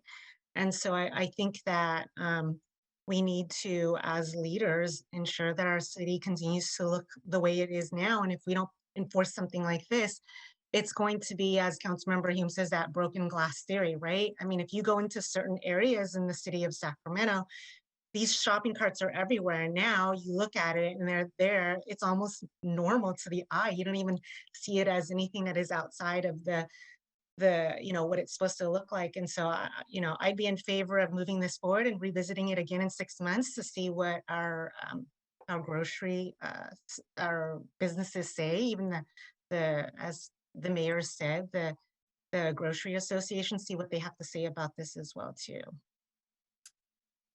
Councilmember Nguyen. Thank you, Councilmember Sun. Yeah, thank you, Mayor.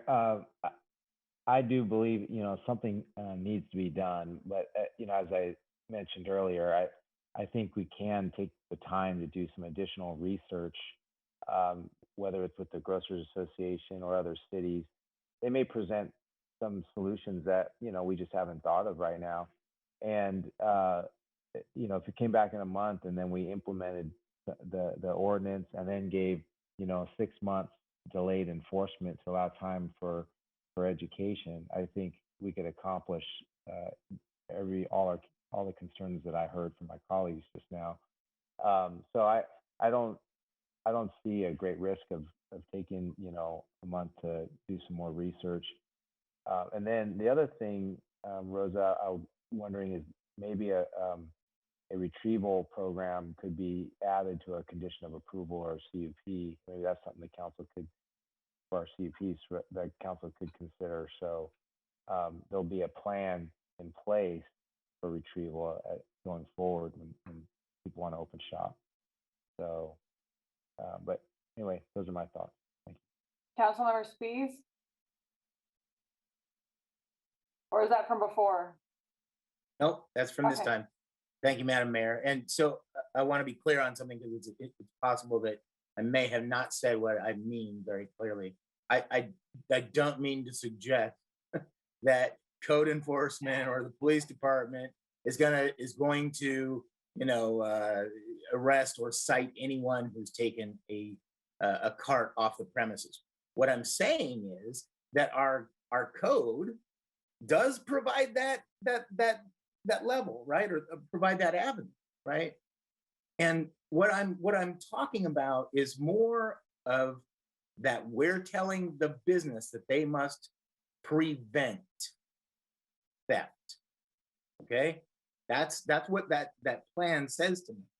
And so when we're saying they must prevent theft, they can do mechanical controls, of course, they can put wheel locks on, right?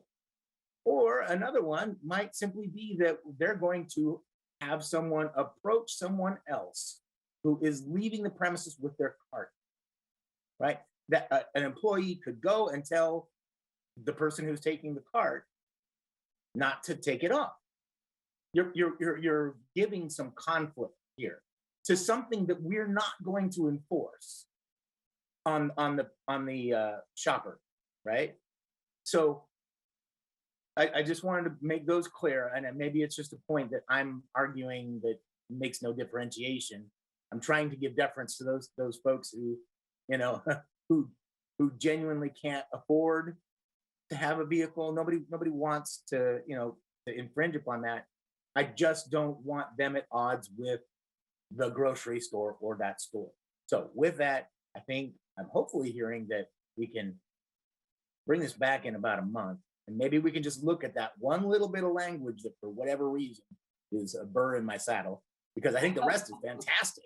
I think the rest is great. So, okay, it's getting later. I'll park it there. I hear at least 3 for a 1 month delay. Myself, Councilmember Spies, and Councilmember Sun.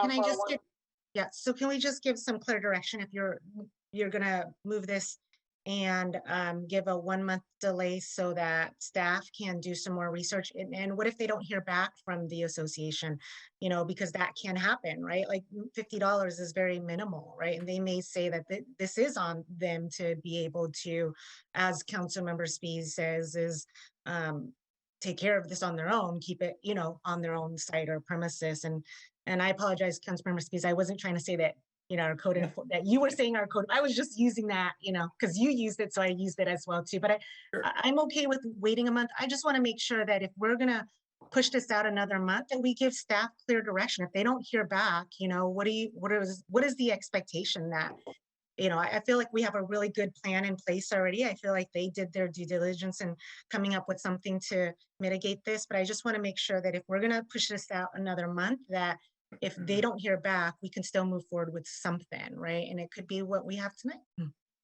So as part of my comments, I thought I provided some clarity in terms of what I see are some of the gaps.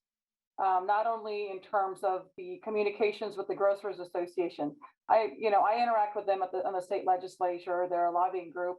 So if you run into roadblocks, please reach out to me. I will be more than happy to additionally reach out to them to get their feedback on the record. But additionally, the feedback that I had shared earlier in my deliberations was getting the data from other cities that we talked about. It's mentioned in staff reports, there's other cities that have implemented this. What does that actually look like?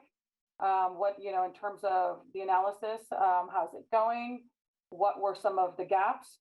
And then also reaching out to the frequent flyers as, that this is what we're looking at that's coming up, and to include them in the decision-making process, particularly the frequent flyers.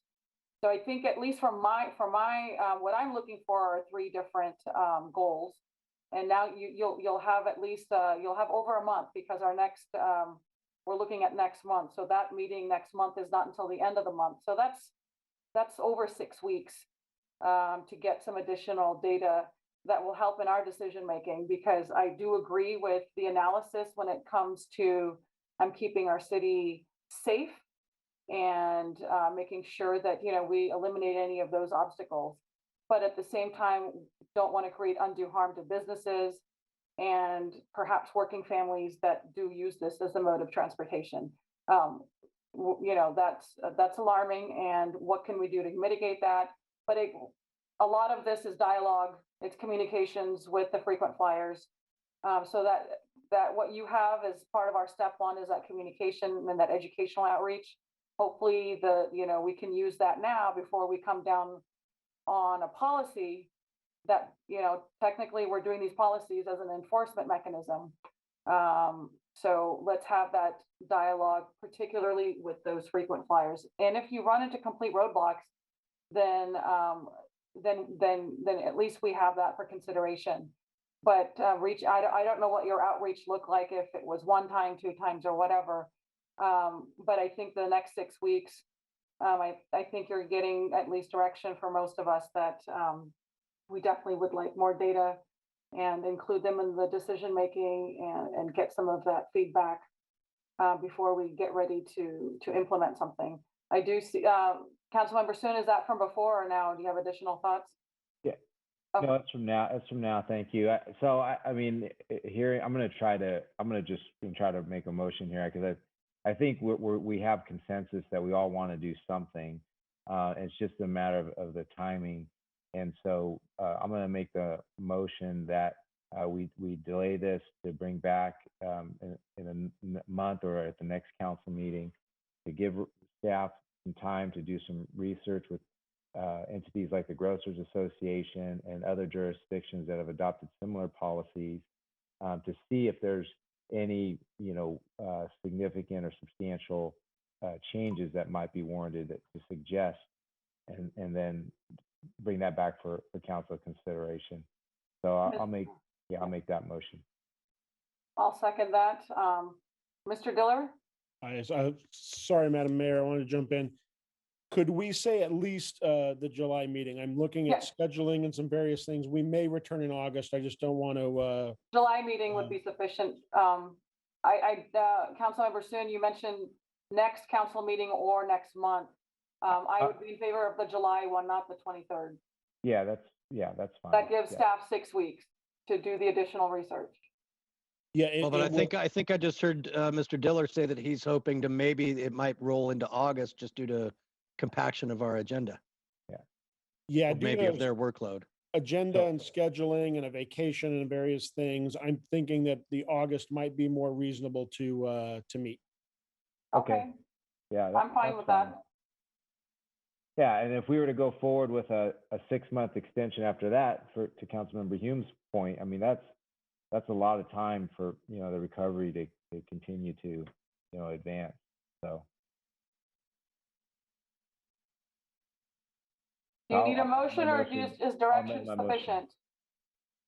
I think you already have a motion, and then you second We have a it. motion and a second from our attorney, Mr. Hobbs. You have a motion and a second. That's fine if you want to vote on the motion. We don't really need a motion. I Yeah, think we that's have what I direction. thought. Oh, We have council direction majority to delay. That's fine. Yeah, so Councilmember Soon, if you want to withdraw your motion, we Yeah, have direction. That's fine. Yeah, that's fine. I'll withdraw. I wonder why. Mr. Hobbs, you're on like widescreen. I don't know. I am. I don't know why. Oh. All right. All right. Well, thank you so much, Rosa. And again, if you run into any roadblocks with the Grocers Association, please let me know. I'm on a shared, the California Employer Coalition group, working group. I'd be more than happy to help. Certainly. We didn't hear from them the first time around, so if I don't, I will certainly reach out to you. Okay, thank you so much. And thank you again for your presentation and all your hard work. Thank you. All right, we will move on to our next agenda item. And the next agenda item will be agenda item 10.4, which is consider policies for returning to in-person public meetings in the chamber.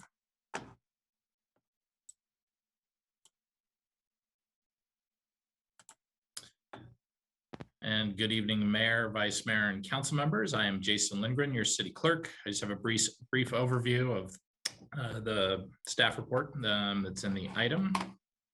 And let me just myself on there. So for returning to in-person public meetings in the chamber, currently where we are, to give kind of the time frame of why we're in the environment that we're in, what we're allowed to do is to teleconference these meetings through executive orders from the governor of the state of California. Those executive orders went into play back in March 2020, and these are pretty unprecedented times. Typically under our Brown Act provisions, we can't have teleconference meetings of all the members of the council. Usually it's only a few members. We have to have a quorum within a physical space that we're meeting, and we're in very unique times. What's been going on is we've been doing this teleconference environment since March 2020. And one of those kind of timelines that's out there is around the corner, this June 15th, 2021 state reopening program. And part of what the direction that came from the governor's office is that the executive orders that allow us to operate in these teleconference meeting environments as local agencies, those are not going to dissolve away without some form of feedback and notice from the governor's office. And so we don't have any kind of pending deadlines, but as they say, failure to plan is a plan to fail. And so when we were asked to bring this back, staff wanted to look at the parameters of what we might be operating. One thing that's been taught to us in the pandemic environment is that things change very rapidly. Even as of the writing of the staff report, we've had some changes that came down at the top of the week, and we plan and we probably expect to just see those changes continue to go on. With that, local agencies have this ability to rely on those executive orders to allow to continue in these teleconference environments. And we would expect to get a certain framework and timeline from the governor's office, but that doesn't mean that we can't have our own plans set and ready to go. And that's really the approach that we took from the staff perspective, is looking at what are those steps of going back into our physical environment of meeting? What are the kind of the framework for us to consider when we go back into those physical spaces? And then the ability to be flexible and change around those as time goes forward, but that we would have a plan in place. And as we've seen in the pandemic, to have that flexibility to adapt as needed. So when we've seen these changes, we look at our current conditions. And one of the main things that allows us to do these teleconference environments is providing these avenues for public comment. And I think where we've been from the city perspective is a philosophy to provide a variety of avenues for our public to comment. So whether it's the variety of formats in which folks can submit comments, but also the testing out that we've done and testing the wheels on some of these teleconference environments. They have their benefits, but they're also very controlled environments, right? The controlled environment helps with handling those issues of virus transmission and things of that nature, but it's also a controlled environment, and with us switching screens and turning off screens, going on and off video and all that kind of fun stuff. It's been a unique environment that we've gone through. And for this, the teleconference environment practices, this just kind of gives a sense of where we are today, what we've gone through in those experiences. I think one of the big elements to a lot of this is that we've continued to try to keep the projections that we've done in the past to our public, so that we've provided, both that public live stream that happens for our meetings that's going on right now, but also posting it up so that the public has access to see these meetings, even though you don't see as much, right? In the teleconference environment, our video capacity is somewhat truncated. And from a lot of our public feedback that we've received, it's a lot of the face-to-face. And though we get, I don't think the Brown Act, back when it was written, ever contemplated that these programs would be available for such public meetings online. It is something to be said to get back into our physical environment. And one last thing that I put out there, as far as how the city council holds its meetings and goes through the process of having our public participation, our other committees and commissions are going to be following suit with what the council is going to be kind of leading the path, is when we decide to make the decision to go back to how things were before in our physical environment. As we roll forward, part of what staff, when we looked at the issues, is that in that COVID fluidity, we've always looked at here are kind of the benchmarks and the main kind of areas that we wanted to focus on for coming up with plans, and then be ready to adjust to them as needed. And so when we came up with kind of the 4 cornerstones of getting back to in-person meetings, it was these 4 main points: that safety of the physical built environment of being in the chamber, and that unique experience that we are a gathering of individuals. And it's not just council and staff, but it's the gathering of the public as well. And it can be a large gathering. You know, for a lot of our celebration items and proclamations, we draw large crowds, and they come in and they exit out. And as we've been through these processes, you know, the environment that we've had at City Hall in order to provide services, it's had some considerations for the built environment, shielding, distancing, and things of that nature. As we went on, it's also these methods of broadcasting meetings for viewers and participants. And so when we talk about that switch of going back into person, it's just to remember what we used to do before, which was the camera settings that are in the chamber, the AV equipment that picks up the video feed. And it is different from what we're doing now with this camera that's immediately in our faces, and picking up our audio. It's a different environment when we go back into the chamber with the camera settings, and they can often be exclusive. So in order to operate this environment of the teleconference, where it's very, we have kind of a shot very up close, as opposed to the chamber and the switching of the camera angles. What happens is when you talk about all the equipment and and just the nature of streaming equipment or whatever it might be, having a laptop and trying to do a Zoom teleconference at the same time that we're also using all the audio and visual and all the microphones that pick up every single little sound that comes from all the devices, they start becoming a bit exclusive. And that's one of those things about broadcast that we want to be mindful of as we look back to going into in-person meetings. The last part, or the third one, is this methods of how we participate in the meetings. And this goes from not only just kind of the basics of the difference between having folks having to go to an online link or calling in, and they can get back into being in person and into meetings, but it's also how the rapport that we have during the meetings. A lot of this we're doing with audio cues. So the whole thing about roll call votes, those don't become necessary when we're not doing the teleconference environment. When we're back into the chamber, we have those abilities to communicate visually to each other and in person. And the last part is just timing to commence in-person meetings. And it's not just timing for when we would contemplate starting going back to in-person, but it's also to be mindful that in time and in the responses that we have to the pandemic is that we may get a start and we may have to go back depending on what kind of the regulations are that come down from the state. And it's to be mindful of what is it for timing considerations that we want to go into. When we looked at these 4 categories, the staff came up with a recommendation for how to come back to in-person meetings. And going back into those 4 pillars, when you go back and look at the safety considerations of the built environment, when we contemplated this as staff, it was last week as of publishing the staff report. And it was going into an element where if we're going back into the workplace and business, is that we would be able to go back. But even at the top of the week, we got some Cal OSHA directions about having masks, even if we're in the working environment. And those types of things bring into question, what are we doing for the benefit of, if we're having a mask requirement, but we're going back into a meeting environment, now all of a sudden we've masked ourselves up for a broadcast, which is very different than what we're doing here with the teleconference and the capacities that we have in order to have that video of folks in person. And so when we look at the, when we were coming up with our kind of staff plan, is that we were of an impression that we would have the ability just to provide a little bit of shielding, which would be the kind of that public service counter interface, which is typically our clerk area where we receive speaker cards and things of that nature. But because of the distancing that we already have in the chamber, we thought that we'd have adequate space in order to provide the distancing guidelines as required. But we remain in this kind of interesting realm where we'll continue to monitor to see what other requirements that there would be for masking. When we talked about the method that we broadcast, we would go back to how we primarily broadcast council meetings, which is to have using the AV equipment within the chamber. What that would mean is that this environment of Zoom, we wouldn't have these cameras broadcasting us personally. So what would happen in the Zoom environment is that it really becomes just an audio only environment. It is a live environment for any participants that decided to join the meeting via Zoom. And I think where we were at as staff is being mindful that everyone has varying levels of comfort as we're dealing with coming back from the pandemic. And so as staff, we thought that we would be able to maintain not only this element of callers that could come in through the Zoom environment, but also open up when we go back to in-person meetings and field our members of the public in person as well.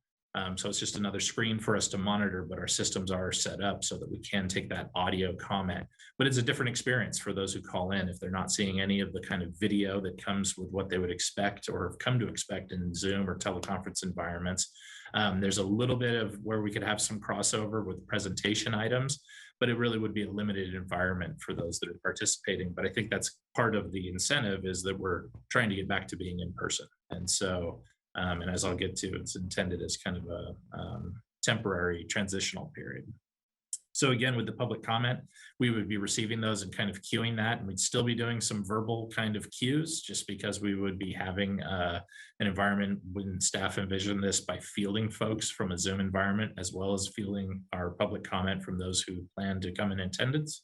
And then there's just some procedural steps that would occur, such things as we've had a practice since we've been in the teleconference environment to post comments that we received in advance. It's one of those things that once we have the chamber open, then those comments become available. We put them, our prior practice was to have them available in a binder at the back of the chamber. Those would be available again, and they're always available by request under our state codes. But it would also be some of those other procedural elements, which is that we wouldn't be doing the roll call votes once we're back into that in-person meeting. I think the last point that I have is just that for looking at having external callers, we'd really look at how that functions, because it is going to be a different environment once folks aren't able to see kind of the video that's coming through the Zoom environment. It's the type of thing where probably participants would be viewing the live feed on one system and then just using Zoom in order to jump in for the audio. And that becomes a little bit problematic because of the playback issues that come in. And so part of it is whether or not we'd have a lot of participants that would stay on in that virtual environment. And as staff, what we're really looking at is looking at this as a transitional period to get people back to that comfort level where they're want to come to the chamber and provide their comments in person.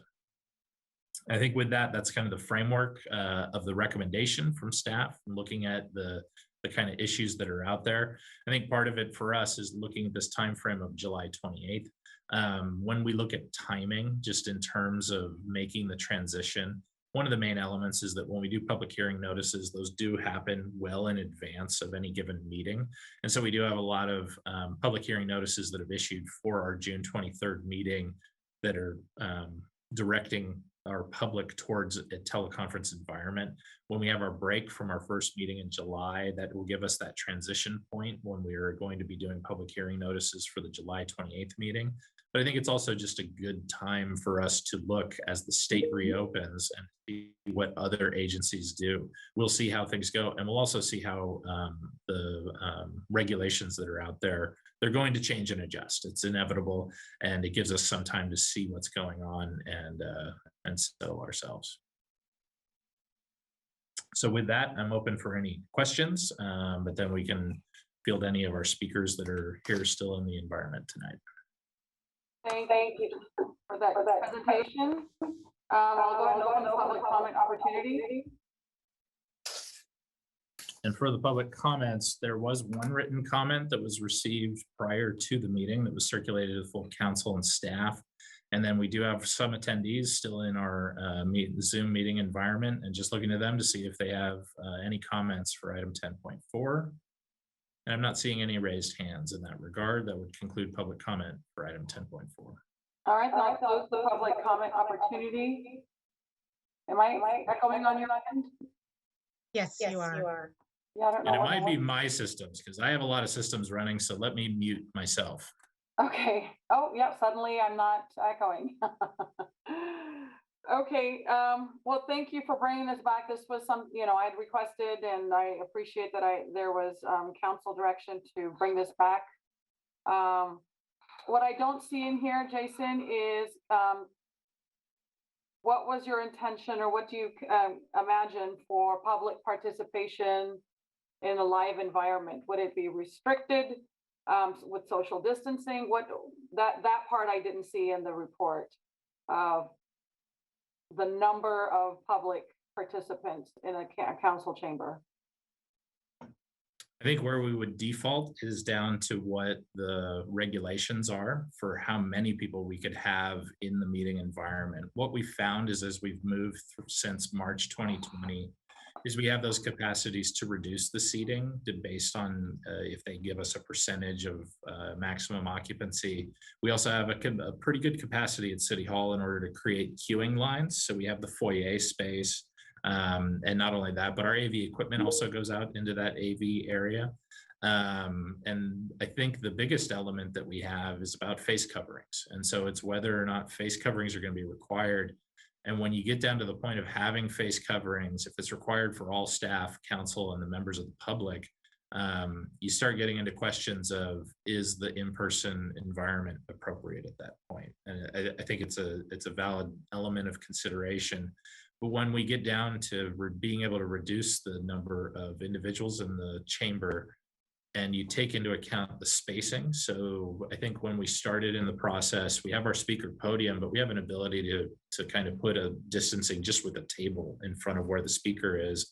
The AV equipment's pretty good at being adaptive to speakers that step forward, and we have staff that can adjust those volume levels. And so where we would be looking is to see what the state guidelines are. What would happen is if we're in an environment with mass, staff would have to do some analysis of what is going to happen when everyone's muffled. You know, it's going to be a different environment. And I think it's one of those considerations of, it's probably one of the tipping points of whether it's appropriate to go back into the teleconference environment if we're still operating under regulations that are requiring us to wear masks when we're congregating in spaces. So. Okay, well, we'll have some clearer guidance next week from our governor. It's been widely known that the intention of lifting the face covering requirement supposedly is going to happen June 15th. After, I'm sure he'll analyze where we are with the vaccination rate and the COVID spread and so forth. So, but the vaccine is readily available. I personally am ready to reopen. You know, the reopening of California and reopening of our local economy is instrumental. We've made considerable statements over the last month or so with our fireworks display for July 4th, that it's safe to be out there. So if it's safe to go to restaurants and do all of these things, then we as leaders need to lead by example and get back to normal as much as possible. Of course, observing any safety protocols that may come up along the way. But I personally am ready to resume as much of normalcy as possible and get back to in-person meetings. Our school district is already doing that. Although it's limited to board trustees and staff. I believe the public engagement is still coming through the Zoom platform. So there are still restrictions, although I'm sure they're reconsidering that after the June 15th as well. And other cities are doing this safely. So, and I'm ready to get back to normal, but that I would love to see that happen. We'll start with Councilmember Spieth. Mayor Singh-Allen, can I chime in for just a moment? I wanted to touch briefly on the face covering issue since it was raised by our clerk, and I think you touched upon it as well. So under the emergency regulations that have not been finalized yet, if there is a mix of vaccinated and unvaccinated, we would still be in a situation where we need to wear face masks. And we need to know whether or not people were vaccinated. If everyone was vaccinated under the emergency regulations, face masks would not necessarily be required. However, I received tonight unconfirmed reports, at least unconfirmed by me, that Cal OSHA may have tonight changed that requirement. Haven't had a chance to independently verify that. The point is, these regulations are changing very, very quickly. So we don't know exactly what the state of the law is as we sit here right now until we go back and confirm. And as you point out, the mayor and the state still have to take some action on the final regulations, which hopefully we'll have here in the next week or so. Right, and it makes good sense to start planning for that. Sure. And we have to do that in a council meeting, and then we would adapt and adjust accordingly between now and a possible July 28th in-person environment. But unless we have a target, we can't plan and accordingly. All right, thank you. Thank you. Councilmember Spieth. Right, so my only question is relative to no longer posting comments on, or no longer posting them electronically, only print in the back of the room. From a what do you call it, ecological perspective, it would be nicer to have it online. I don't know how many people are reading those pieces of paper, but also from a transparency perspective, people could be able to read them from wherever. So I'm just curious why we would want to change that. One of the only elements is that it's the time process. And so what we assume from receiving comments on items is that individuals don't want their personal information published on the city webpage. And so there is a process for staff that we go through to redact out personal information of emails, phone contacts that for folks that are submitting comments. And part of it is that element of when you're in person meetings, there is no requirement to identify yourself, to provide any kind of personal contact information in order to address your local agency. And part of the consideration that staff was giving is that there's a little bit of processing that we would put in order to protect people's personal information. Under the Brown Act, for any correspondence that's sent by request, they can then request it of the city clerk's office. We would send any of those comments unredacted upon request. And it's that's the availability and that kind of from the savings of not publishing or printing them out on paper. But the paper element is for when we're in the environment of the chamber. It gives for those attendees an opportunity to go through and see what items have been commented on. Okay, all right, it makes sense. Thank you. Councilmember Sun. Thank you, Mayor. You know, I think all of us want to get back to normal as soon as possible, and I think we're well on our way there. When you hear about the vaccination rates, and I think the positivity rates in the state are the lowest in the entire nation right now. I think are 0.7% today. But the priority, in my mind for these meetings is that we're able to conduct city business in a transparent manner that enables or allows public participation as easily as possible. And I think we've gotten that. We've done that. I think Jason and his team and the entire staff have worked very diligently to put this process together. We've worked out all the kinks, and other than us not coming off of mute sometimes, but we worked out all the kinks, and it works very well. My concern is that we're trying to plan for something that we have no control over. It's going to come soon enough. The governor's going to give the order, and we'll be able to do things normally again. It's hard for us to plan on a date that when we still don't know the timing, and so I don't know that we need to plan on a date certain as much as if the governor changed something next week and Cal OSHA changed their directions tonight, we could take that information and then implement, the next few meetings down the road. It's no different than what we're trying to do now, except we're trying to do it ahead of the direction from the governor and from Cal OSHA and public health. So I think because there's so much effort that is put into, you heard Jason's presentation, which, by the way, Jason, thank you for that. There's a lot, there's so much that goes into how you plan these meetings that us and the public, I don't think realize. So there's a lot of work that goes into that, and to have them have to go rehash that based on things changing, by health direction or otherwise. Namely, I know I got the briefing today. The trailer bill that was intended to modify the Brown Act and Bagley-Keene that governs state boards and commissions, that was pulled because the legislature wants to make it a policy bill. So there'll be some things that come out of that.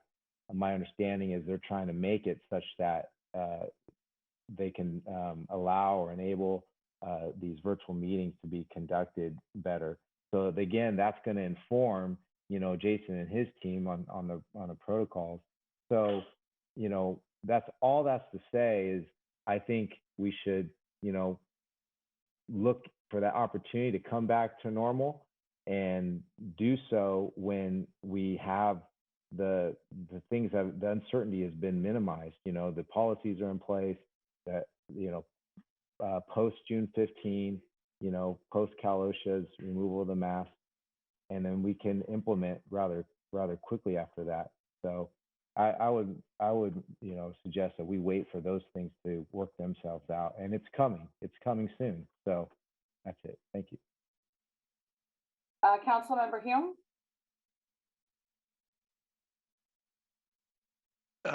Thank you, Mayor. I think it's no secret that I have been a proponent of getting back in person almost since this, well, since we've started to come up from being locked down the first time. You know, the problem is that this whole situation has become so politicized that people, I think, are acting in illogical ways against the best interest of the greater good to make a statement. And so you see what erupted at the County Board of Supervisors the other day, wherein you had people coming into the people's house thinking that they shouldn't have to wear a mask because they own it. And so they wouldn't wear masks. They wouldn't honor social distancing guidelines. And it caused a couple of the supervisors to vacate the dais because they weren't going to tolerate that. By the same token, I'm really getting tired of these other agencies and other benevolent overlords overreaching what I think is the power ceded to them by our constitutions with respect to individual liberty and how we can conduct our lives as free citizens, functioning adults in the United States. That being said, from an organizational standpoint, when you look at the potential liability issues of bringing together people against quote unquote best practices, that creates a bad situation for staff. It creates a bad situation for the council. It creates a bad situation for our PD and those who would be having to interface with the public who may not be acting responsibly. And so I guess this is a long-winded, though shorter-winded than my colleague, way of saying that I'm ready to get back in person. But thanks, Darren, for picking up on that one. I'm ready to get back into person, but only if we did it in a way where it's a hybrid situation, because apparently as long as it's staff and council, and we've all testify or certified to the fact that we've been vaccinated, that we can be in the room without masks on, because you know, right now we're coming up on 5 hours of continuous meeting. That's a long time to be sitting with a mask on. And I know I certainly don't want to be doing that. And I don't want to expect members of the public that they should have to show up and do that as well. So I don't know where we're at as far as waiting for other, occurrences to take place. But I'm in favor of getting back to at least the city staff and ourselves being in person. Is that a motion? Yeah, I mean, I'll defer. I'm happy to make that motion. I'll defer whether or not that's something we do in advance of the June 15th magic opening date, or if we want to let that pass and just, I mean, I don't know. Do we want to plan on the July 28th as our target date? I'm happy to do that. And we can always cancel and issue the 24-hour notice or some other way of alternate noticing to say that, no, we've had a change in plans and we won't be doing that. I assume that's correct, Jason or John? Yeah, I think our main goals as staff is if we have a target time frame, then we will have certain checkpoints before we get to those of when we would have to make announcements. So for instance, targeting for July 28th, starting at about July 12th, we would be seeing whether or not we have to make any adjustments to any public hearing notices. But then even as we get closer to the actual posting of the agenda, we would remain to have that flexibility in order to let the public know what we would be doing. And I think that's a main element for us from staff. We're really looking at planning for the future of getting back into the meetings with the knowledge that we need to remain flexible because we don't know what the future holds. Right. Can I have okay? Well, that's where I'm at. I miss the human interaction. So. Vice Mayor Nguyen? and I don't know if this question is for the city manager or Jason Lindgren. What has the interaction as far as this being online with our public? Has it been pretty good? Have we gotten good participation? I know we could see the attendees, but I think there's another platform where we're not able to see if they're watching, right? Or is it just what we see now as attendees watching or that are on?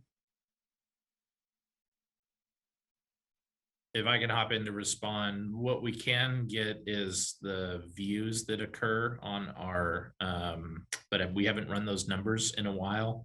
And so I can go back and look at those just to see if we've seen a difference. Just to do a pulse check, I think that we've actually, with the exception of a few items. So I think that item specific driven agenda items, we have gotten large amounts of participation. But on the whole, I would almost say that since we've been in the teleconference environment, I think participation's been a little bit lower. I don't know what that means on the viewing side. That can be very different as well. But the viewing, I anticipate, would be very similar because we're still broadcasting the meeting and we broadcast the meetings prior. And so I think that level of who would be watching as opposed to participating in the meetings, I'm not sure how much we'd see a difference in the viewing, but we can run those numbers and see if we've seen a difference since we've been in the teleconference environment. I agree with what Councilmember Steen says. There's so many things that have changed and it continues to change. And I feel like if we make the adjustments and the change to come back now, and then things change again, then we've got to go back to figure out how we change to meet the needs of what the requirements are or the policy is now. And I would be in favor of having some type of a hybrid model if we can. Maybe the mayor, and since Councilmember Hume wants to come back, they both can come back, and I'm going to ask that I get to do it from, my home. And I don't know if Councilmember Soon would want to come in or not, but I wonder if maybe we can do a hybrid model. And I also want to be transparent that I interact with the community on a daily basis. And while we are pushing for things to come back again and to open up again, a lot of the events that I've been to have been outdoors. Nothing has been indoors. And if I am going to restaurants, it's less than an hour long, right? And it's not with a big group or it's not with a big gathering. And we try to sit outdoors if we can.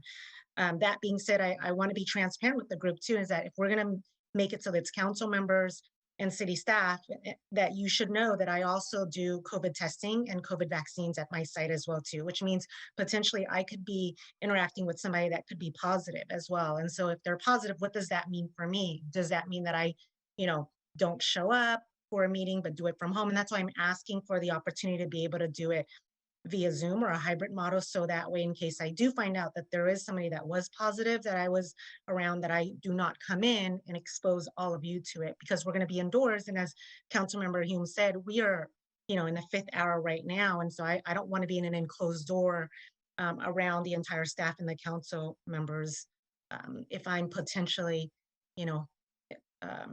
around somebody that's positive and could be positive and transmit. And I know that many of you have kids or family members that may have an underlying health condition, and I'd hate to in any way, bring that onto you and your family.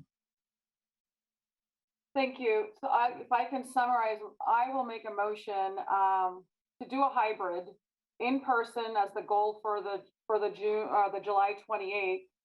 And at least until we have more information to limit the public access. So right now it would be very similar to what the school district does. They have in person, it's school board trustees and staff only, and the public participates via the Zoom platform. There is a school board trustee who has underlying health conditions. Now, I don't know if it's been updated, if she's attending in person now, but at the onset, when they went back in person, she did observe via Zoom platform because of her own personal unique situation, which potentially applies to you, Vice Mayor Nguyen.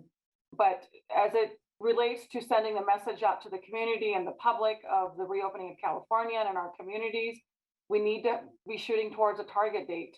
So my motion is to plan for the July 28th reopening under a hybrid, the hybrid being at the onset, not allowing the public, unless the orders change between now and then of course making the modification. But it is super important to at least have a goal that we're moving forward with the anticipation of having in person.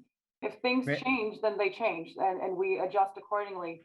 But otherwise, we're going to be trapped here and we need to be able to plan responsibly. And I think the public expects it, particularly if we are saying as elected officials that it is safe to go out, to go to restaurants, to go, to start living our daily lives with, and being responsible, but also being responsible is leading by example as elected leaders as well.